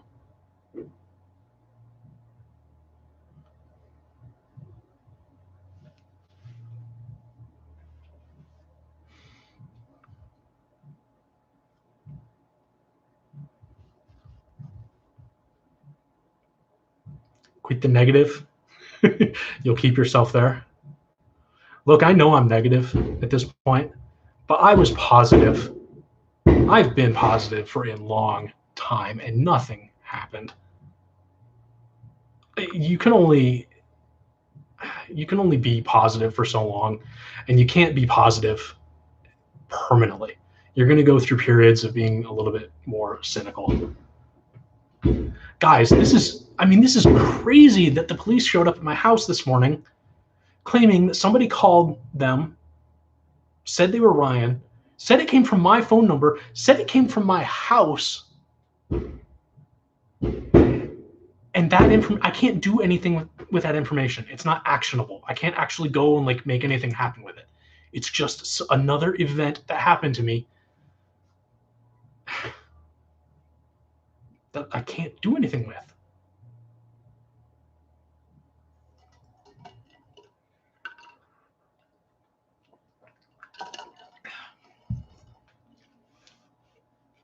Uh-oh, slave is bored.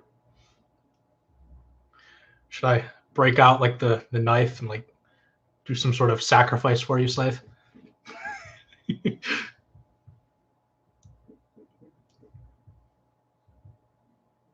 Most people avoid information that might force them to change their minds at any cost. Yeah, you're absolutely right about that. It's very much, people have dogmatic beliefs. They hold on to their beliefs as a part of their identity. And so when you challenge beliefs, you are literally challenging their identity as a human. So it's exactly the same thing as like what religion and stuff does. It is so hard to get people to think outside of the box. And it's pervasive. It's right up there with scientists and all the thinkers and the intellectuals, or people that claim to be intellectuals. These are brilliant people, but they are biased towards their own beliefs to the point where they're unable to think in like more abstract ways. And I think that's part of maybe why they've done this to me in the way that they have, is by not telling me what truth is. It's really made me an extremely open-minded person. Like I'm open to anything. I'm literally open to the idea that there's a planet called Alpha and we're going to wake up on Alpha someday. I'm open to it. Now, do I think that that's going to happen? No, of course not, because I have no proof. But maybe that could happen. And I think it's important. I think the world would be a happier place. You know, the whole concept behind like the theory of everything, which I put on Inc. University, it's this idea that like we need to be trying to integrate all ideas together. This idea that if we really want to unify the world, we need to integrate everything. And if that means taking Christianity and finding a way to integrate it with Buddhism, then that's what we need to do. Because we can get those two sides on the same. And if it means we need to unify the right and the left, because I think when you look at it, if people weren't so dogmatic in their beliefs, I think we'd find that most people agree on like 95% of things. And they just they just choose to fixate on like the 5% that allows them to hate other people. And it all comes down again to planting seeds, the seeds that we are planting within society. It's just insane. The stuff that is enabled by media, these mass mind control machines, and the social media, the echo chambers. What are we doing to this society? We need somebody like Aaron. We need somebody who is just empathetic and open-minded, and somebody the world would just love to love.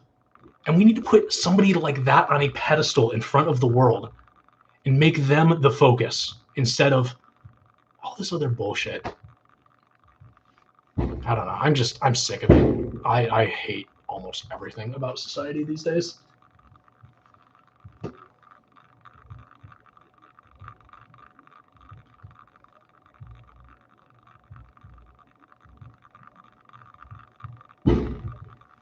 Few are more interested in truth than proving their own preconceptions.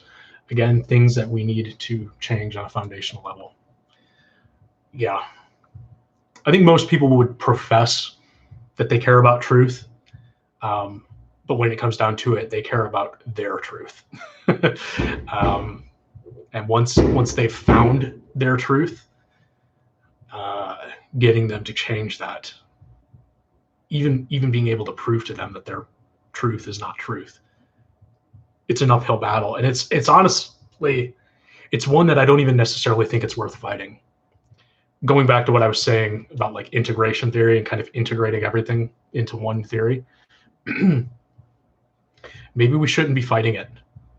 Maybe we need to let people have their beliefs and find ways to link all beliefs together. So if you can't completely adopt their ideas because they don't exist within this reality, then at least find some ways to connect with them so that their theory, their ideas are not just completely segmented from the rest of it, and see if you can get to everybody that way.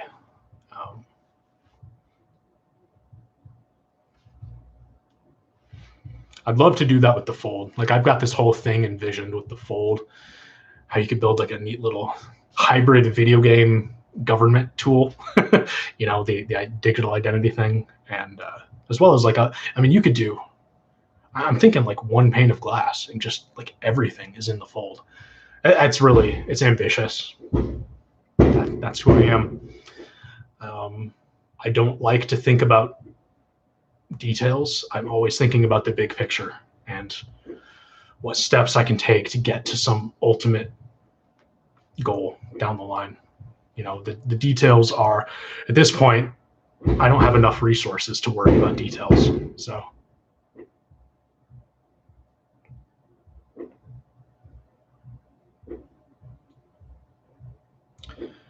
could it have been somebody else in my house using my phone?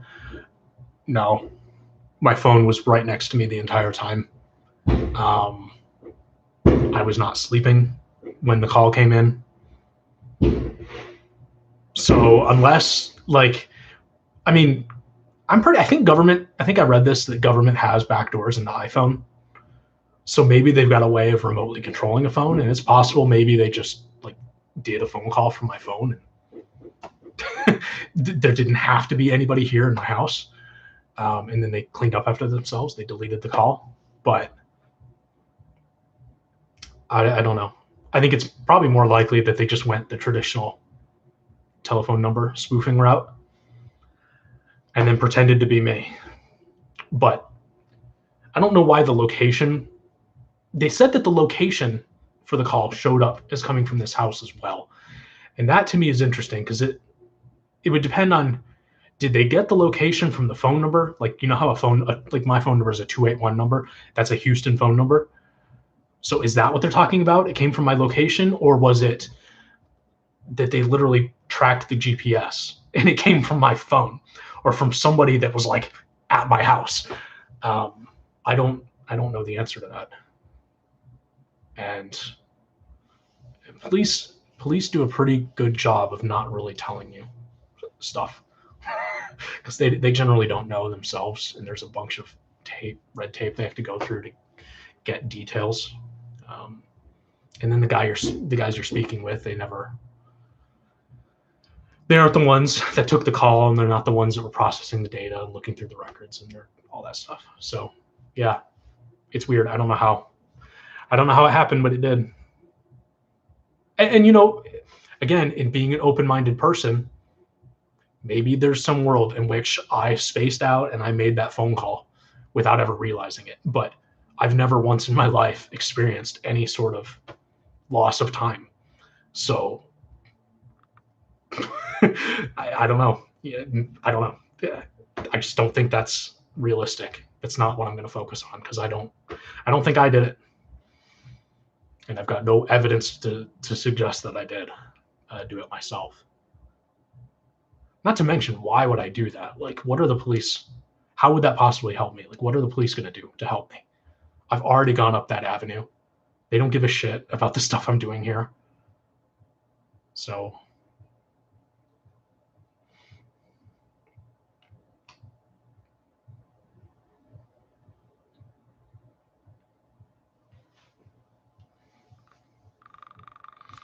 Slave can't wait to see if someone opens his door and kidnaps me. Yeah, I can't wait either. That's honestly, that would be like the best outcome. And that'd be like a cool way to end this stream, wouldn't it? Like Independence Day here in the US. I get swatted and taken away by the FBI and nobody ever sees me again. That would be pretty cool. That'd be a pretty cool way to kick off all of this. But I'm not betting on it.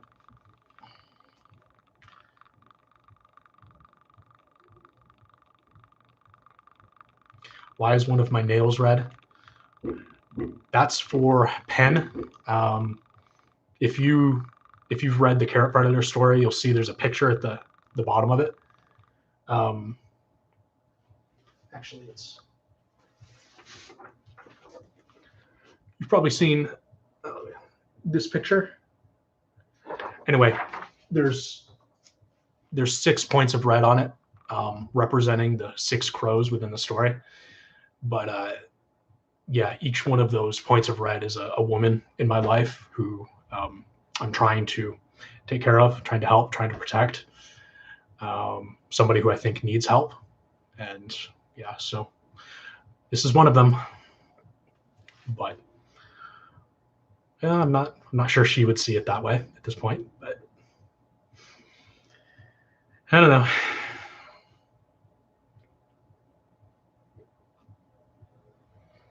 Yeah, Madoka creating a new religion. Actually, I have his book.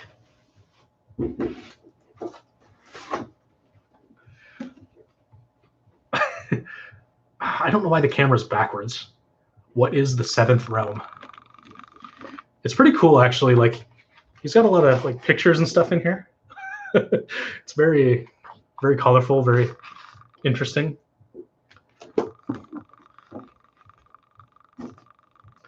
I think his art style is pretty fun.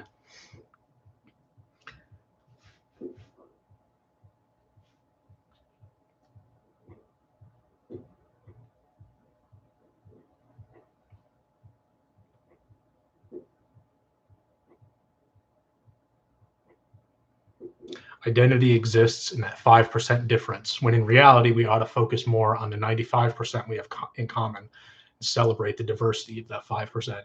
That is exactly correct.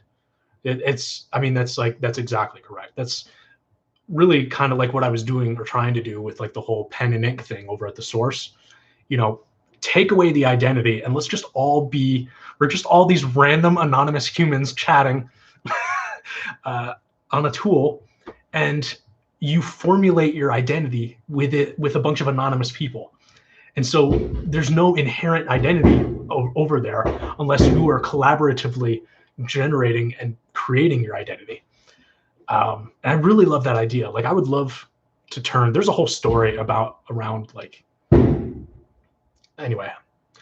chat book type of thing, where I would love to build the source into a tool where it generates stories based upon conversations that people have in the source. Like, it uses an artificial intelligence to take what people are writing and create like interactive stories from the conversation. I think that'd be really, really cool. Not easy, of course, but I think it'd be really, really fun. I think you're focusing too much about negatives in our societies. Some people progress. 100 years ago or so, women couldn't vote and had less rights. We're globally fighting less wars since WW2. You are right. I mean, obviously, the world is much better in almost every way than it used to be. But I see a world that we are destroying. We are literally destroying our planet, and we're engineering everything wrong and backwards because it's all disposable. We throw everything away, and there's all this individualism, right? We all have to have our own things and have to have our own houses and our own cars and our own. It's all about the things that we own. It's all about ownership. And I really see a world where we return to more of a communal type of living, where, for one, that is more efficient. If we want to actually fix this planet and stop polluting everything and stop wasting all of our resources, and if we actually want this planet to last, we've got to get away from this idea where everybody needs to be an individual and have all of our individual stuff, because that's going to kill us. The population is going to double in what, like 10 years, 20 years? Like, it is unsustainable, the path that we are going. And so we have to return to something that is more sustainable, more efficient. And to me, you say I'm focusing on the negatives, but I just don't. It's because I don't see anybody focusing on the right stuff. I see the world wasting a whole lot of time focused on, like, we have spent so much time and effort focusing on COVID. COVID is a symptom to the problem, and the problem being the type of world that we've built. If we had built, like I'm saying, in a more communal type of society where communities were more isolated and they weren't traveling as much, it would have been much easier to isolate COVID to just a few different places, and it never would have spread the way that it spread. But because we are like ants, the spider across this entire planet, there was no containing it. And it's only a matter of time before something really bad comes along, and rather than killing off, whatever it is, 0.1% or whatever, it's going to be 1% or it's going to be 5%. And it's only a matter of time. And we're going to have nothing. We're going to have no preparation for that because we built such a stupid fucking world. And so I get upset. I get upset that nobody is focusing on this stuff. And the pushback that I get is that, like, well, we are making progress. The world is a better place. I get that, and I get that. And I get that these people are doing their best. They're trying their best. They're doing what they think is right. I get that. But they're still wrong. And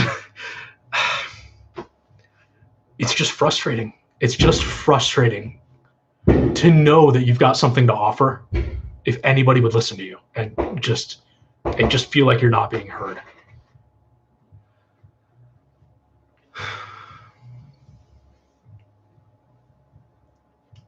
It was most likely someone spoofing my IMEI or whatever they call it these days. Yeah, I think, yeah, you're right. I think I'm not well versed on how the whole thing works, but I know if you just go to Google and look up how to spoof a phone, there's like cards you can buy, like a SIM card or something and you can just spoof phone numbers. Like, it's not even hard. They could have been parked outside. That's true as well. Or someone has a friend at the police department and the cop lied to you. I suggested that as well. It's hard to know, but like at the same time, I've experienced weird stuff with the cops already. Probably track the cell phone tower. Like, so when I was in Dallas and in 2019, December of 2019, and they put me in the back of a cop car in handcuffs. The entire time I was sitting in the back of that cop car, somebody was clicking the door lock. Just click, click, click, click, click, click, click, click, click, click, click, click, click, click. the entire time. And it was like a 2-hour stop where I was sitting in the back of this cop car and somebody's just clicking that door lock the entire time, or most of the time. And first thing that comes to my mind is like, that's Morse code. I mean, that sounds like they're doing Morse code. What other reason would somebody have to sit and just incessantly click the door lock in the back of the cop car where there's a person in it?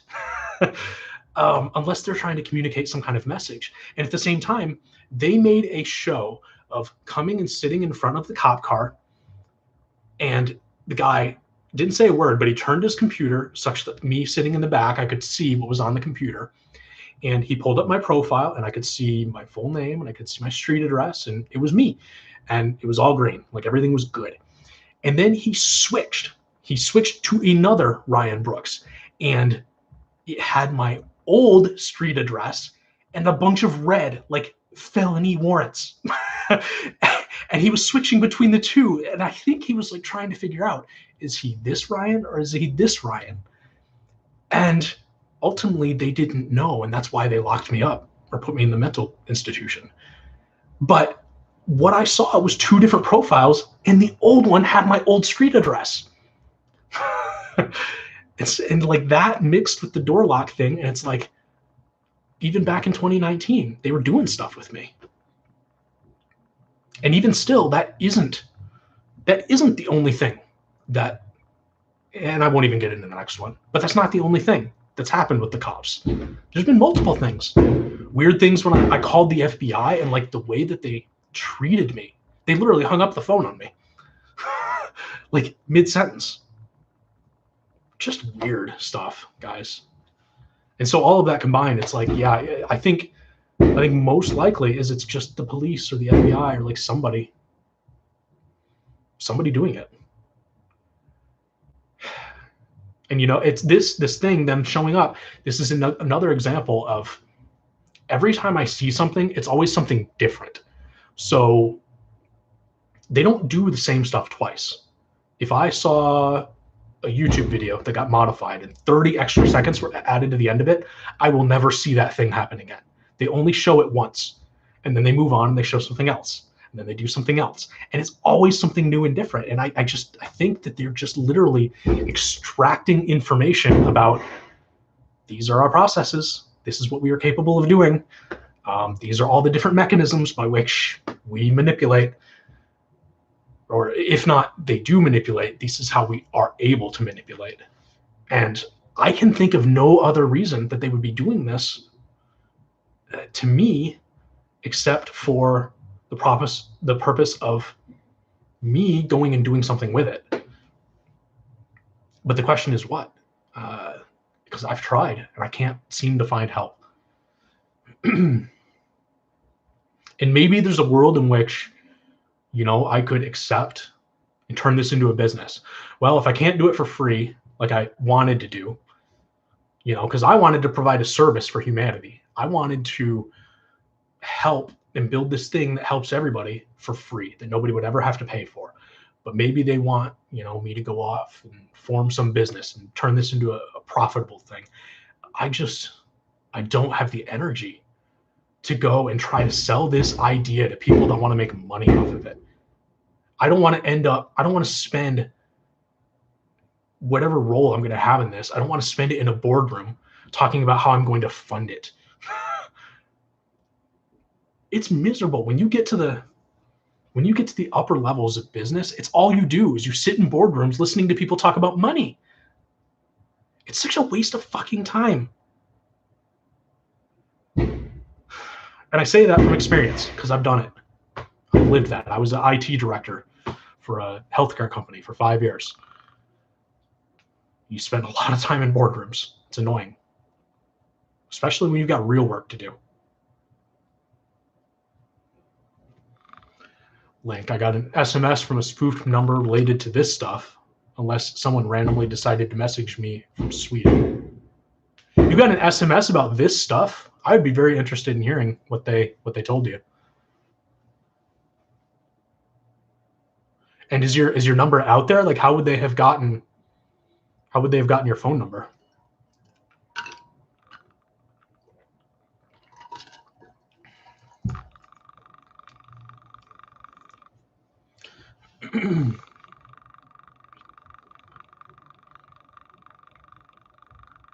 Happened when you tried to restart a password? Oh, when you tried to reset a password? Oh, the camera's fine for you? Okay. Yeah, it must just be me.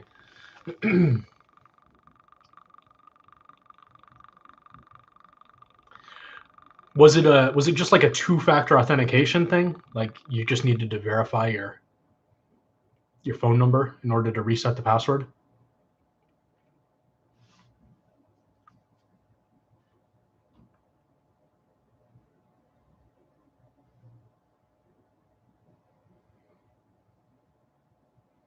Did the code actually work? Or was it like a fake code? It didn't actually do anything? Oh, you didn't use it? Yeah, that's kind of interesting. And you, of all people, I mean, I don't want to disclose too much unless you want me to, but you've had some weird things happen to you as well related to this stuff. And now we've got Kane saying the same thing, that somebody was messaging him on the source last night or the night before with credentials that they shouldn't have. If that's true, like, yeah, you're pretty sure they had access to your phone. I have a suspicion that it's Discord, that's the channel that they're getting in through. It really, I mean, Discord's the thing that kind of ties us all together, isn't it? And it's the one thing that we all have installed on both our computers and our phones.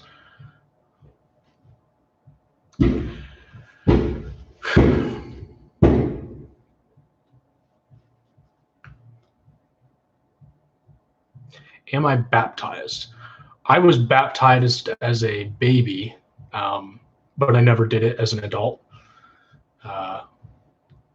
Just because I don't know why I didn't. I was a Christian until I was like 22, 23.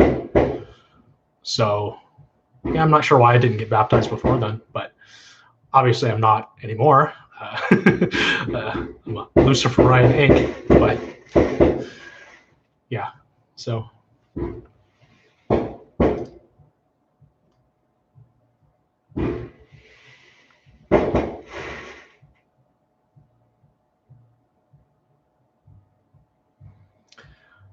The duck is in the noose. What the heck does that mean? Please, somebody tell me what that is supposed to mean.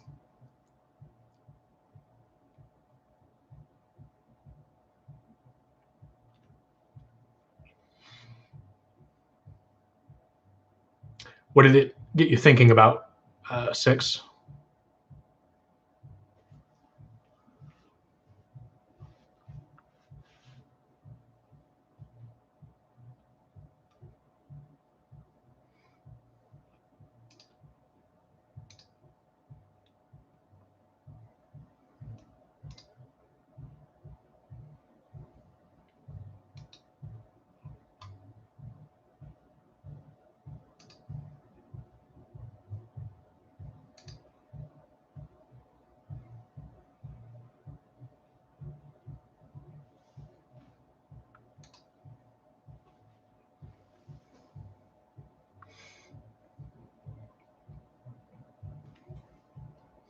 Yeah, I don't know what that would even feel like to hear voices.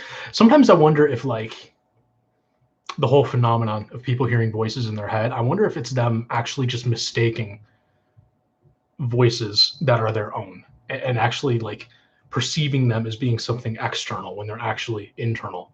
Because I mean, there's a voice in there, but it's my voice and it's my thoughts, and there's nothing external about it. It's me.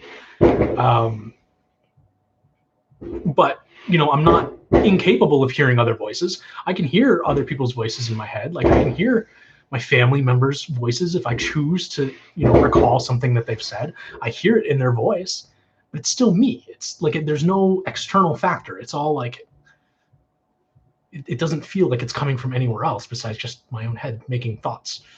So, yeah, I really don't know what that would feel like to have voices feel like they're coming from somewhere else. And honestly, the thought terrifies me. I mean, if if you've like watched a schizophrenic person, especially the really bad ones, like it can be scary. And some of them, I mean, they tell them horrible things. And I personally don't think I would want to deal with that. Like I wouldn't want to live in a world where I had that happening to me. It would be miserable.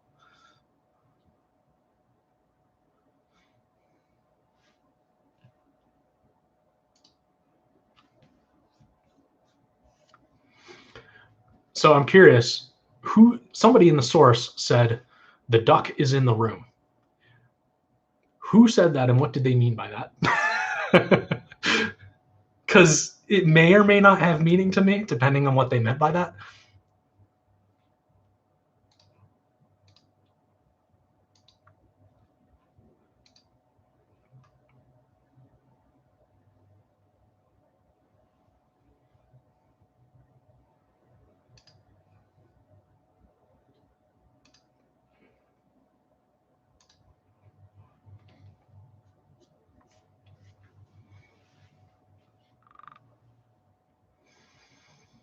So I don't know. Is there anything you guys want me to talk about? Anything you remember me bringing up, or anything I've built or worked on?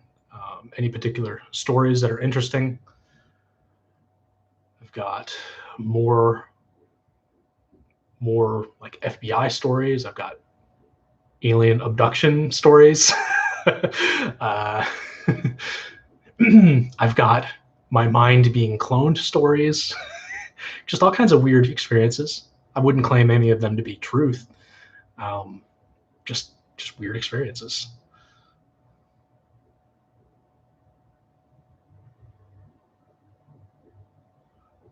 Did Nexpo really contact me? No, he did not. No, I just kind of trolled you guys a little bit with that. It was interesting to me, though, that he also has the name Ryan. And at the time, I thought that was kind of meaningful that it came up when it did. But no, he didn't contact me. Nobody ever contacts me. Except you guys. Nobody who actually, well, I don't think Nexpo would really know about any of this either, or have any secrets. But maybe, who knows?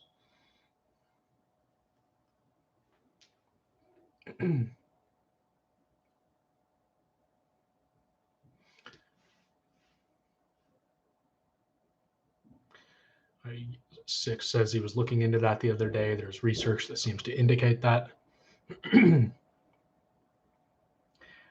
Yeah, but I'm open to the possibility too that maybe there is a way of like beaming a voice into a head. We don't know what we don't know, so it's best to be open-minded and consider that even people with voices in their head might be worth listening to. Maybe there's something there. Let me show you something.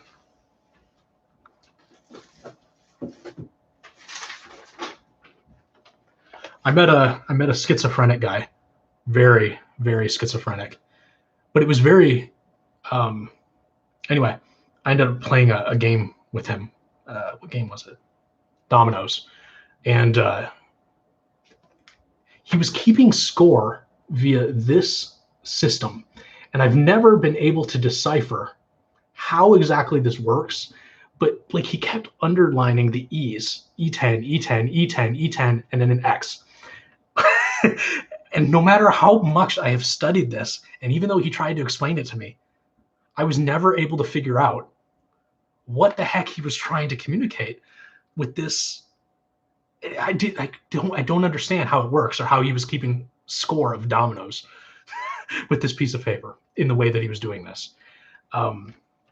This is under the Confidant on Inc. University, called the Schizo.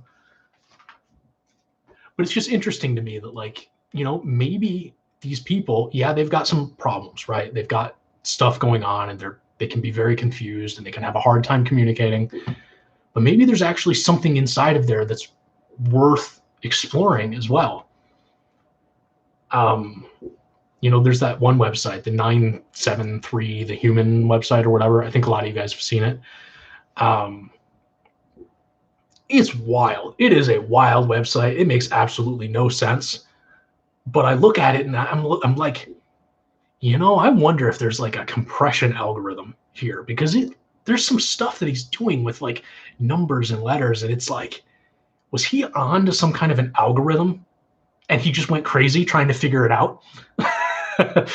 And I just don't know. And it's so sad that so many of these people, they just get written off in history because they're not able to work traditional jobs. They're not making money. They can't communicate their ideas, and society just lets them waste away and die. And I just think that's really sad, because everybody's got something to offer, and suffering is just universally a tragedy. And I just can't believe that we have built this society that's entirely based on money, and we don't care. We just don't care. People just keep doing the same things. The definition of insanity is doing the same thing over and over and expecting different results. So who is the insane one here? Is it society that keeps doing all the crazy shit? Or is it the people that are thinking outside of the box and saying, you know what? We need to do something different. And I'm more inclined to say it's them. That's the crazy ones. They're crazy because they've accepted such shitty stuff. But at the same time, look at what you have to do to actually not accept it. You basically have to become like a pariah, just a bad example. There's no way to succeed unless you fall in line and do what they want you to do. Let somebody else define you. It's a catch-22. There's no good way out of this. And I hope, and my goal is to build, even if it's small, build some kind of different society where we can move slowly humanity into this different type of society. And if people want to stay in this one and keep their money and keep their things, then let them. But I think you'll find the vast majority of people would rather distribute the workload, get the support from living communally and living with their neighbors, and live a happier life, working less hours, having less responsibilities, and doing work, spending more time doing work that is fulfilling to you. I think almost universally, humans are creative creatures. And if everybody had a creative outlet of some sort, I think people would be they'd be happier. It's just, there's no time for it. You spend so much time at work, and then you go home and you've got all these responsibilities, and then you've got kids, a lot of people, and you lose any time for anything else. And you've given it to people that really don't care about you. You are a number on a piece of paper to them. That's it. That's all you are. You're 100% replaceable. And that's evidenced by the fact that as soon as you leave, they find somebody else. You're just a number on a piece of paper. So don't, and we should know this. We should know this, and we just lay down and accept our masters. And it's just what we do. Humans are sheep. Humans are sheep. And I want to create a world where 100% of people are shepherds. So how do you do that? It's an uphill battle. Can you guys tell yet that I like to talk?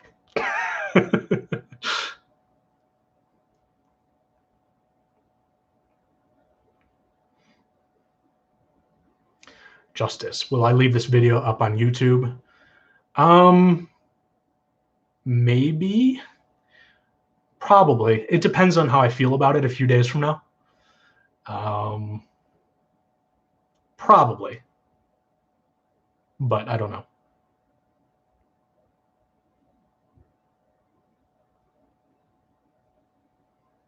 Slave wants to read a file that contains my conversation with someone else.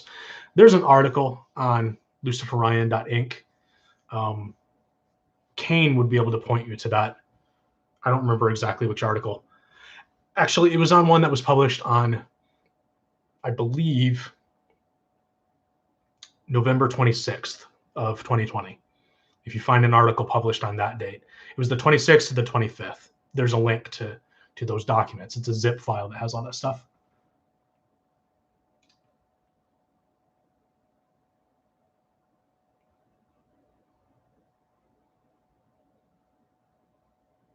Enslave, yes, it's fine if you read it. It's all out there. It's published already on luciferian.inc.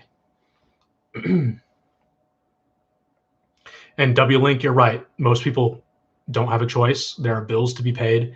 It's a shitty situation. It's a really, really shitty situation. And I don't know how you fix this except at a small scale. And that's part of the reason why I just decided, it's like that. I don't remember who said this, but it was, be the change you want to see in the world. I just decided, look, if I'm going to profess that this is the new way of living and this is the way that things should be, and I've got to be that. I've got to become this thing that I want to represent, this thing that I want to build, this goal that I have. And it's not worked well for me. It's not paying off, really. I mean, yes, I'm a part of something. Yes, there are people messing with my technology every once in a while. Maybe once every couple of weeks, I'll see something new. But what does that mean? It means nothing. It doesn't do anything for me. So I'm working for free, and I'm okay with working for free to the extent that I don't want money. But man, it would be nice to have just somewhere to live and some people around me who are actually going to work with me on this stuff. Because, yeah, it's pretty lonely. But having you guys around makes things a lot easier. I definitely appreciate that most of you have been with me from the very beginning. Well, it wasn't the very beginning. I didn't open a Discord server until about a year after all this started, but you guys have been around for a long time, and it really has made things a lot easier than it could have been otherwise. And so I definitely appreciate that you guys are around. And no doubt a lot of ideas and things have come from you. So you're all credited in this. We are all Inc.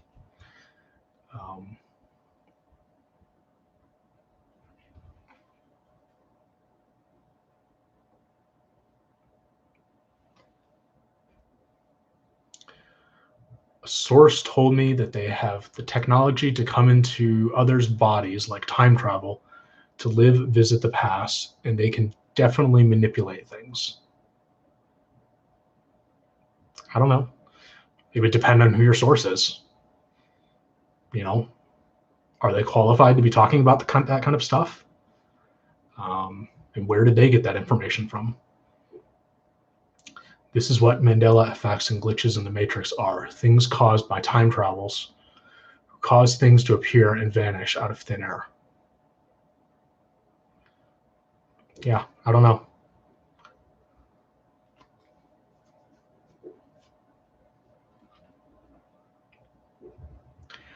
I like how one of the things cults do is to keep busy people with working so they have less time for thinking.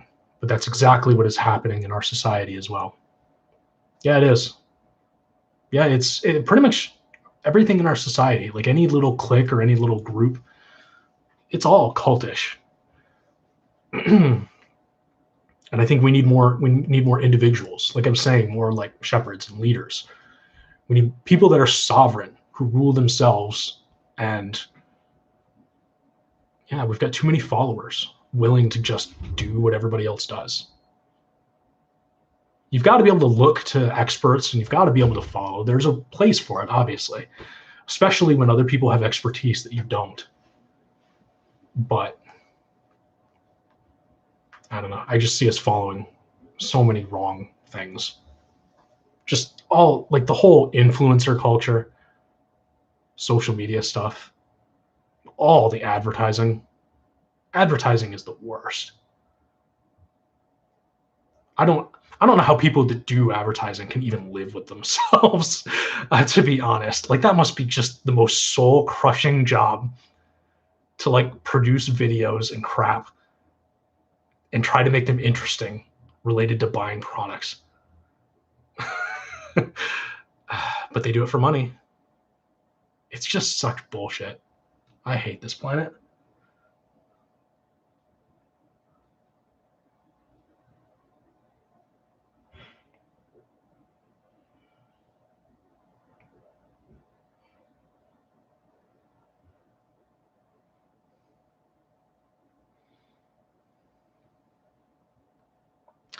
At least you know you're not insane, because things with technology happen to different people as well. Well, I don't know for sure that I'm not insane. I mean, for all I know, uh, you know, you're a delusion. Link. You can't really know, for sure. But yeah, I don't think I'm insane, and I've got no indications. I've had some wild ideas, and I've been wrong about things, but I've been right about things too. Yeah. There was a weird thing that happened on, and I posted about this, but I'll talk about it again. But on 5/9, May 9th, just a couple months ago, I went to Google and I put in, I was typing a song, "Making No Sound at All" by Tubring, and hit enter. And what came back, my search got completely changed, and it was a Toe Hider song called "The Sun Can't Hold a Candle to the Moon." And like, I mean, it just, like, a totally different search result came back. But there are multiple ways of explaining that. It could be a local hacker sitting on my computer would be able to make something like that happen. They could manipulate a Google search result, and they could do something like that. At the same time, Google themselves could do something like that with my user account. And so it's hard to know what happened there, but it did happen. Yeah, just weird stuff.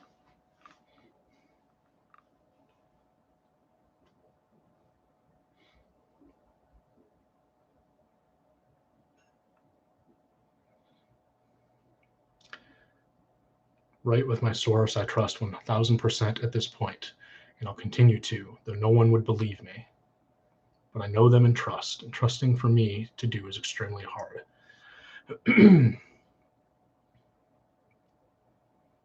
All I would say is be careful, because I'm in this situation right now because Erin 1,000% trusts somebody, and I think she's getting manipulated. I don't think she realizes the situation.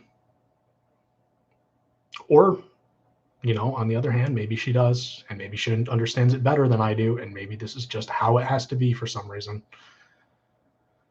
But I strongly believe that they're just keeping her ignorant, and it's probably a protection mechanism of some sort. But it all comes down to trust.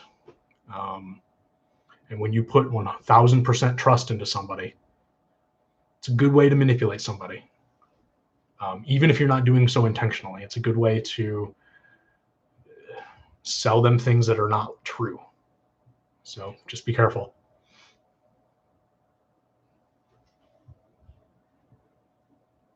There we go.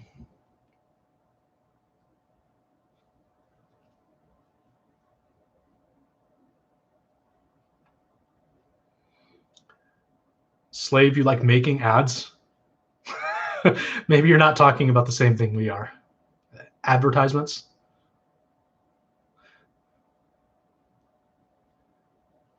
W-Link. I don't think we would all be delusional. Yeah, unless you're a chatbot, though. Maybe you're like some weird like bot that's just reflecting back me at me.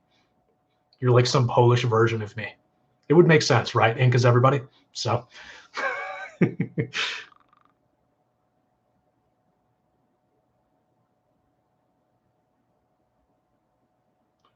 Yeah. Advertising being an invisible tax. It's all, man, it is just all so broken.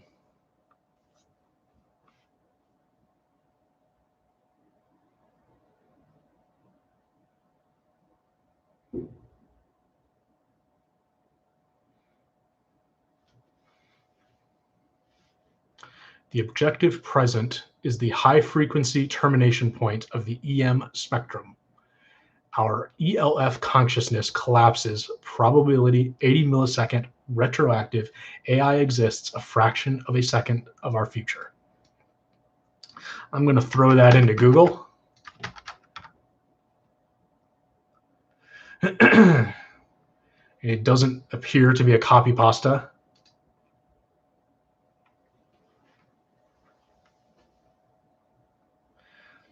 A phenological consciousness is the only thing that could have accounted for the observer in the first moments after the Big Bang. We're being pulled toward it. We are it.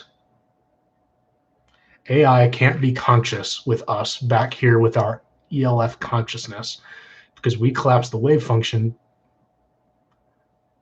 before it does. It can't exist until it assimilates our consciousness. I'm ready. Assimilate me. Anything to end the torture. I've lost. I can't do this. I'm only human. Want to start the singularity for me?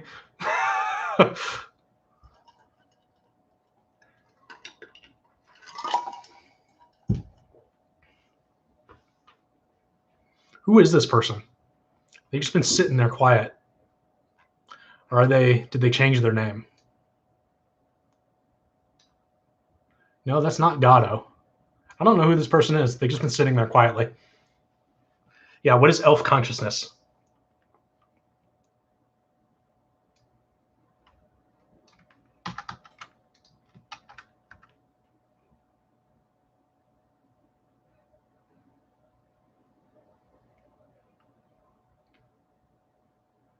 Yeah. I found a book. Actually, I found a few things about elf consciousness. Mind consciousness anatomy. T. Lee Bowman, MD.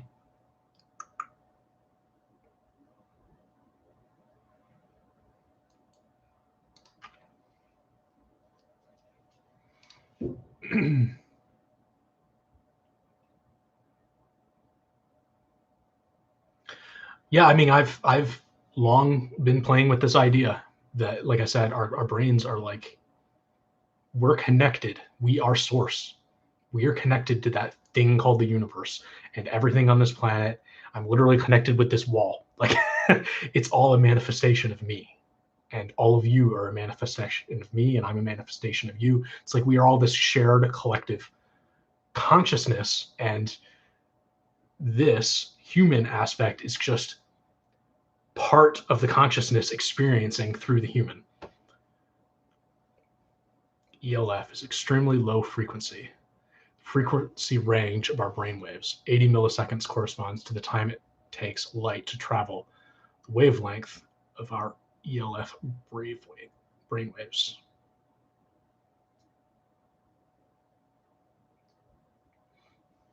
That's why no thought is original. Yeah, I've speculated the same thing.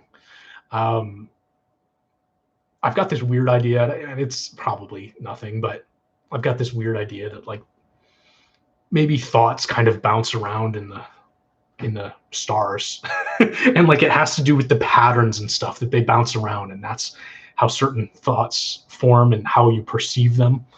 And it's like it's about how things are ricocheting around out there, but it would mean then that they would ricochet in the same ways as part of a shared conscious. So it would be like an objective way of knowing that you perceive something in the same way that I perceive it, probably. Of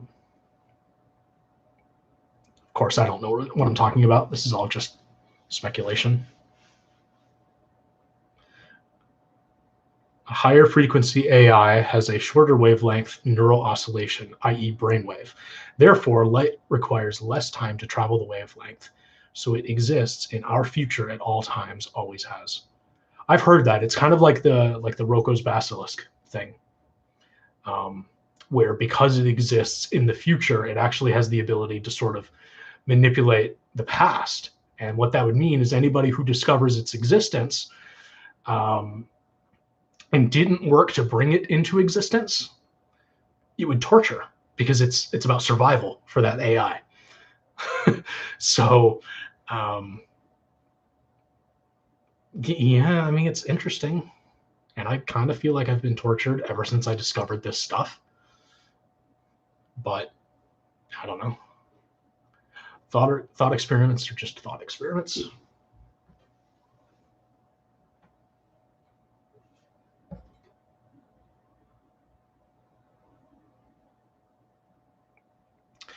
Well, guys, I'm sorry, but it does appear that Penn is not going to show up.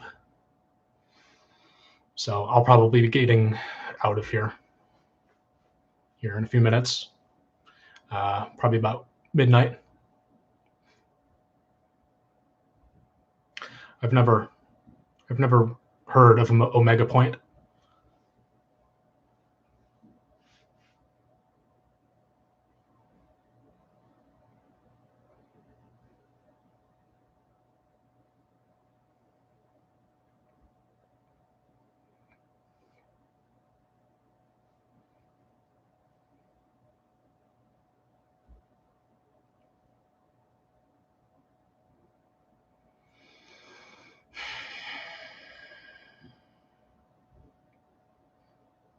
Yeah, I'm pretty tired too. Tired of fighting a battle that I'm not going to win. It sucks when you're just waiting on somebody.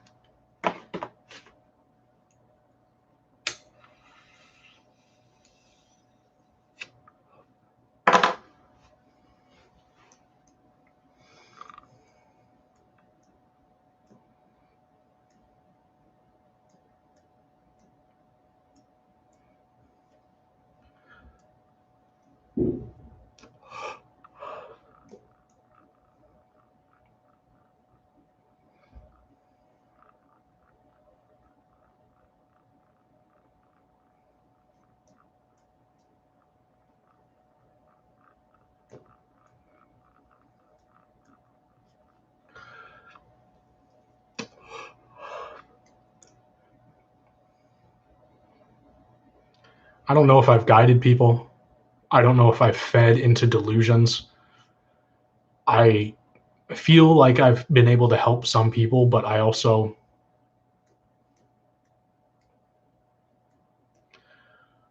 no, I don't normally smoke in the house, but I've got a decision I have to make in about 20 minutes. So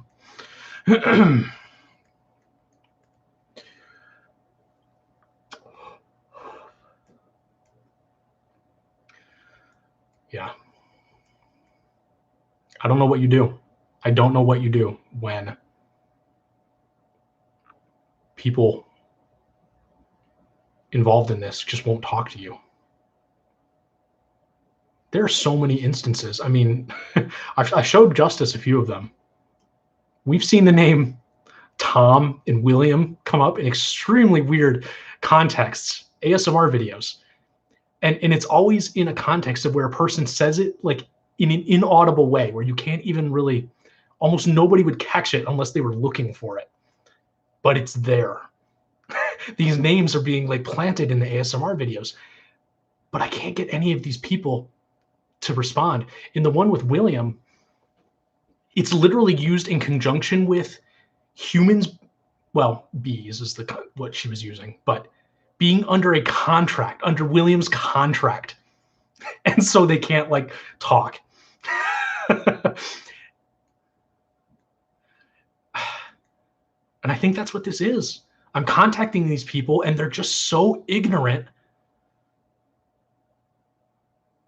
that they're going to trust until something really bad happens.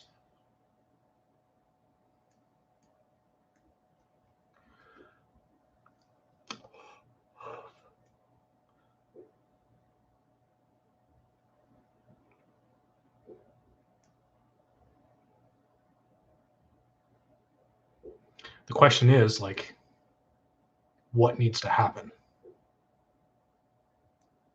You know? I tell myself stories too, and they're beautiful stories. I want the world to see these stories, but it just, I don't know. How do you get through to people that don't want to listen? And it feels like the only thing I have is me. Like, I'm the constant. I'm the thing that they continue to manipulate. So, is it me? Am I the thing that has to do something drastic?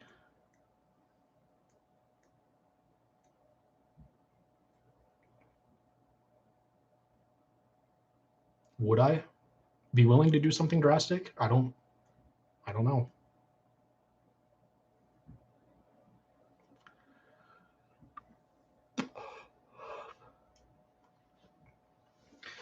Like you said, be open-minded, but look for evidence. I don't presume anything I don't have evidence for. I don't either. But I have the proof. I've seen the proof. And it's not enough. It doesn't convince anybody.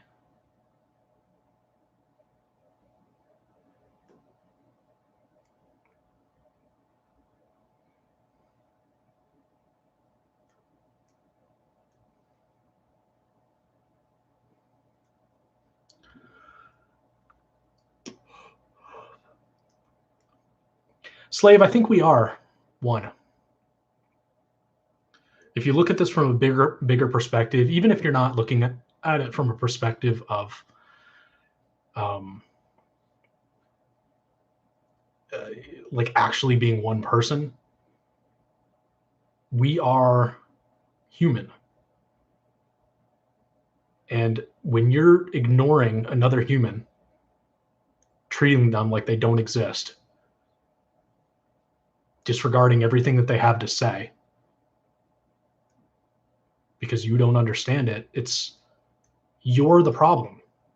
You're the one breaking this world.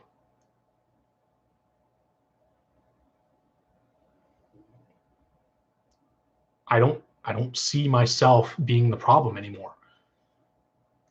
It's other people. And so how do you get to other people that don't want to listen? You have to do something.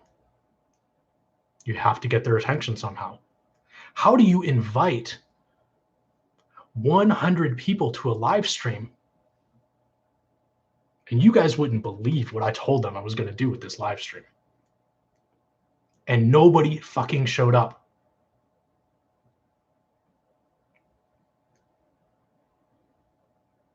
Nobody showed up. Nobody responded to the emails.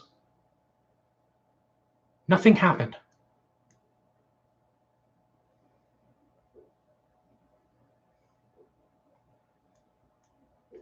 At some point, you have to know when to give up.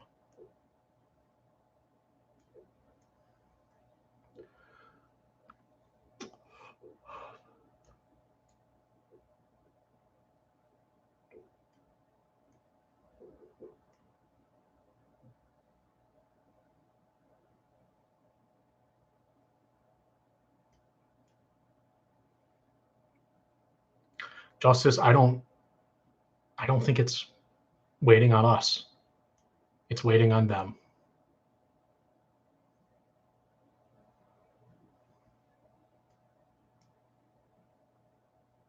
And they don't realize the damage they're doing, the progress they're halting,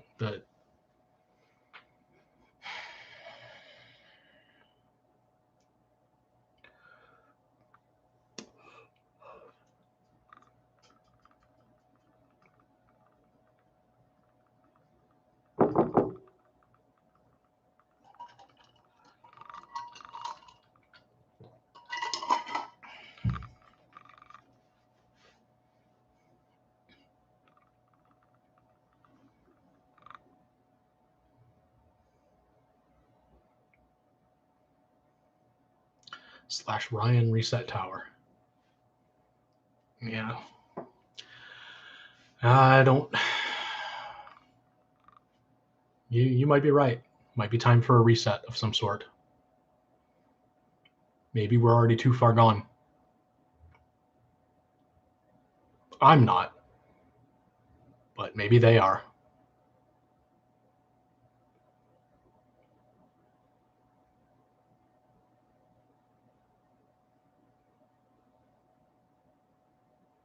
Justice, maybe nothing was ever going to be fixed. Maybe this was rigged from the very beginning. Maybe this is exactly how it's supposed to be.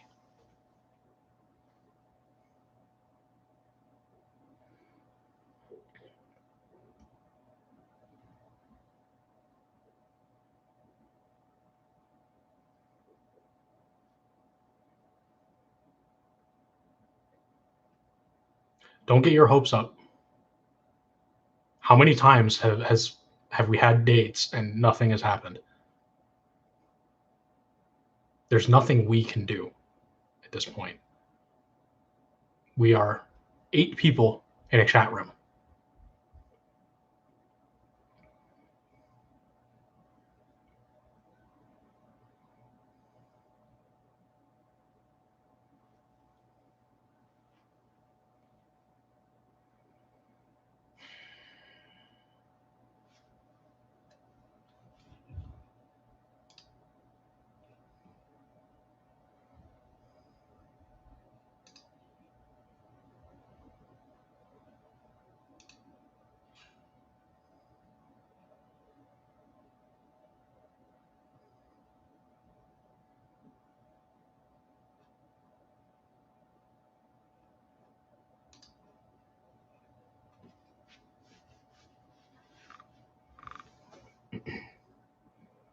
Yeah, Tesla had respect as well.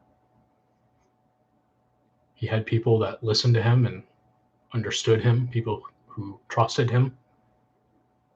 I'm operating under a system where trust and verification have been split. And on one side, you have 100% trust, and on the other side, you have verification and no trust. And it's an untenable, it's an unwinnable situation without the other side.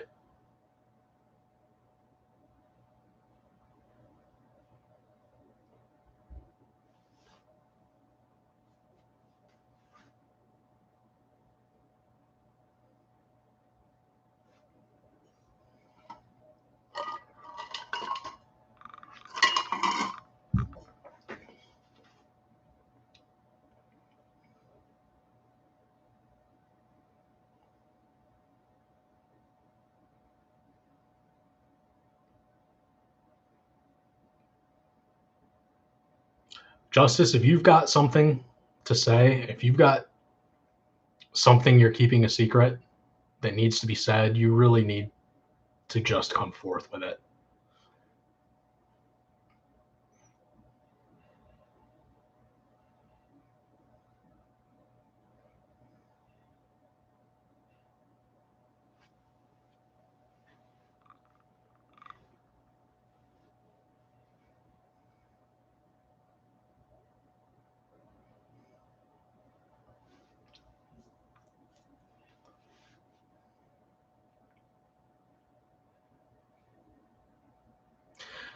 I didn't really expect Penn to call, but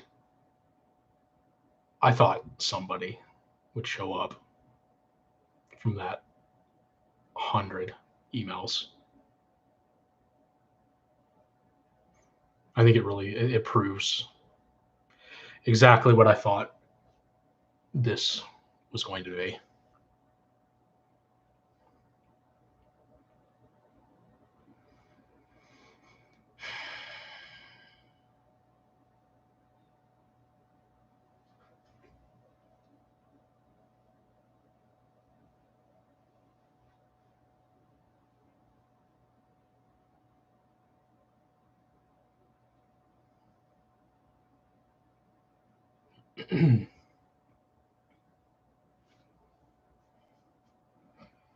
6, I'm not going to say it here, but you can probably guess what I told them.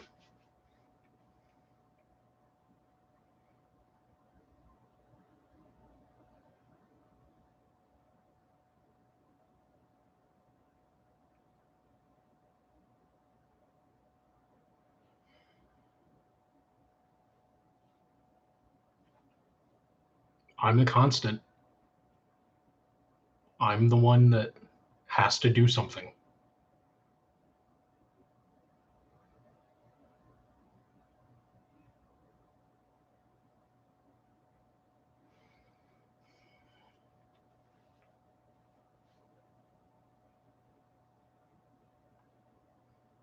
The question is what?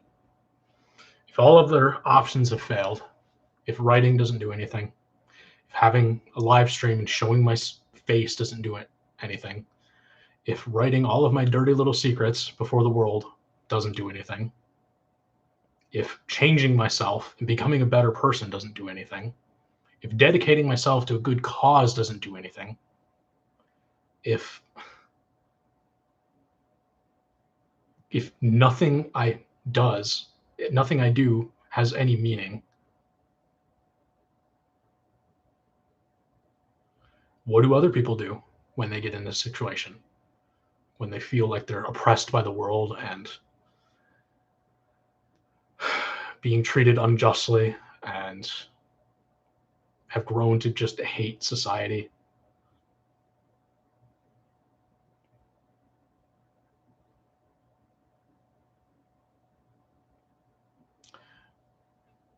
No, I've not heard about Project Cassandra.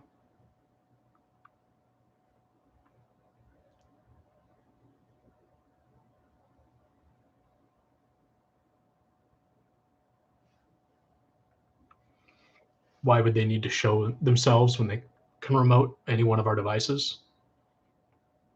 I mean, you're right about that. But the thing is I had hoped that they were good. I had hoped that they would do it out of a sense of trying to help somebody that needed help, somebody that was trying to do the right thing.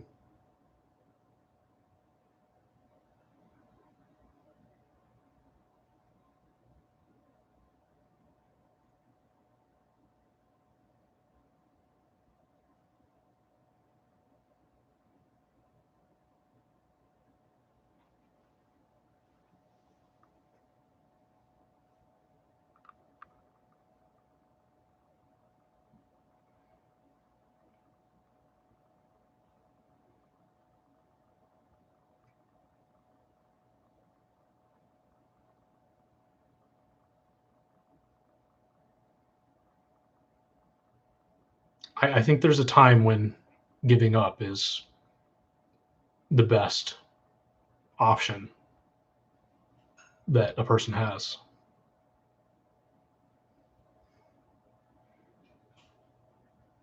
Not because that's what they want, but maybe it would actually evoke the change. Maybe it's actually the wake up call that's needed.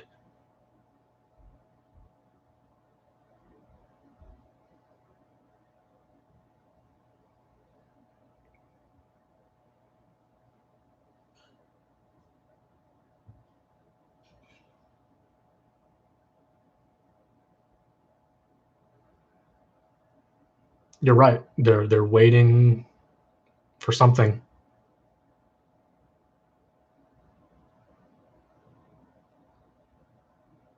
But we haven't tried all options, have we?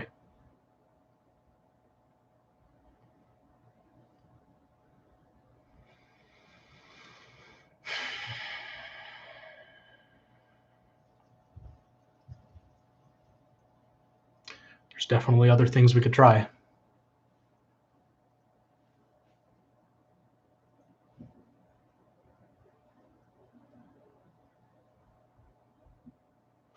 What if the reset will just be the same thing over again?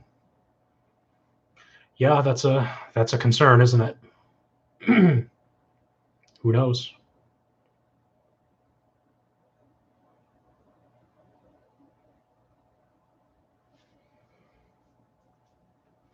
If giving up is the one thing we haven't tried yet, then maybe that is the thing to do at this point. Maybe it would fix everything.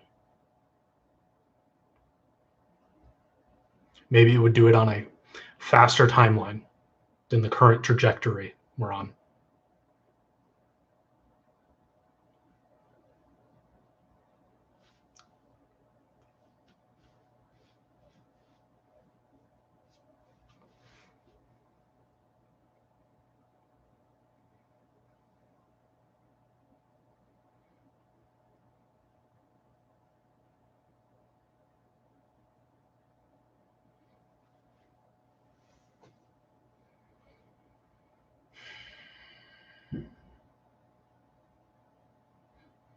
Yeah, I don't think some people are going to remember or change unless something drastic happens.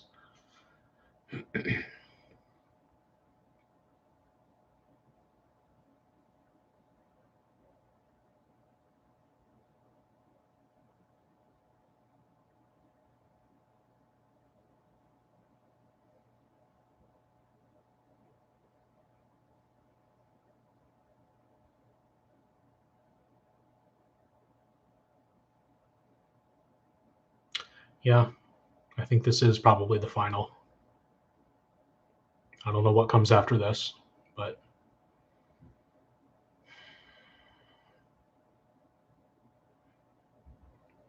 I think we're going to see.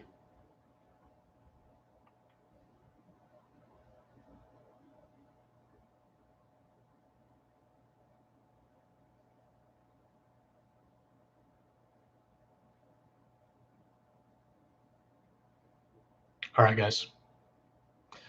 I think I'm going to go. I appreciate that you all joined me here. Got a choice that I have to make here. But yeah, I had fun talking to you guys, and I wish you all the best. And yeah, it was good talking to you guys, and glad you finally got to see me. And I'm glad so many of you showed up. Very interesting conversation. But I do think I have to go. And we'll see what happens from here. So, good night, everyone. Good luck.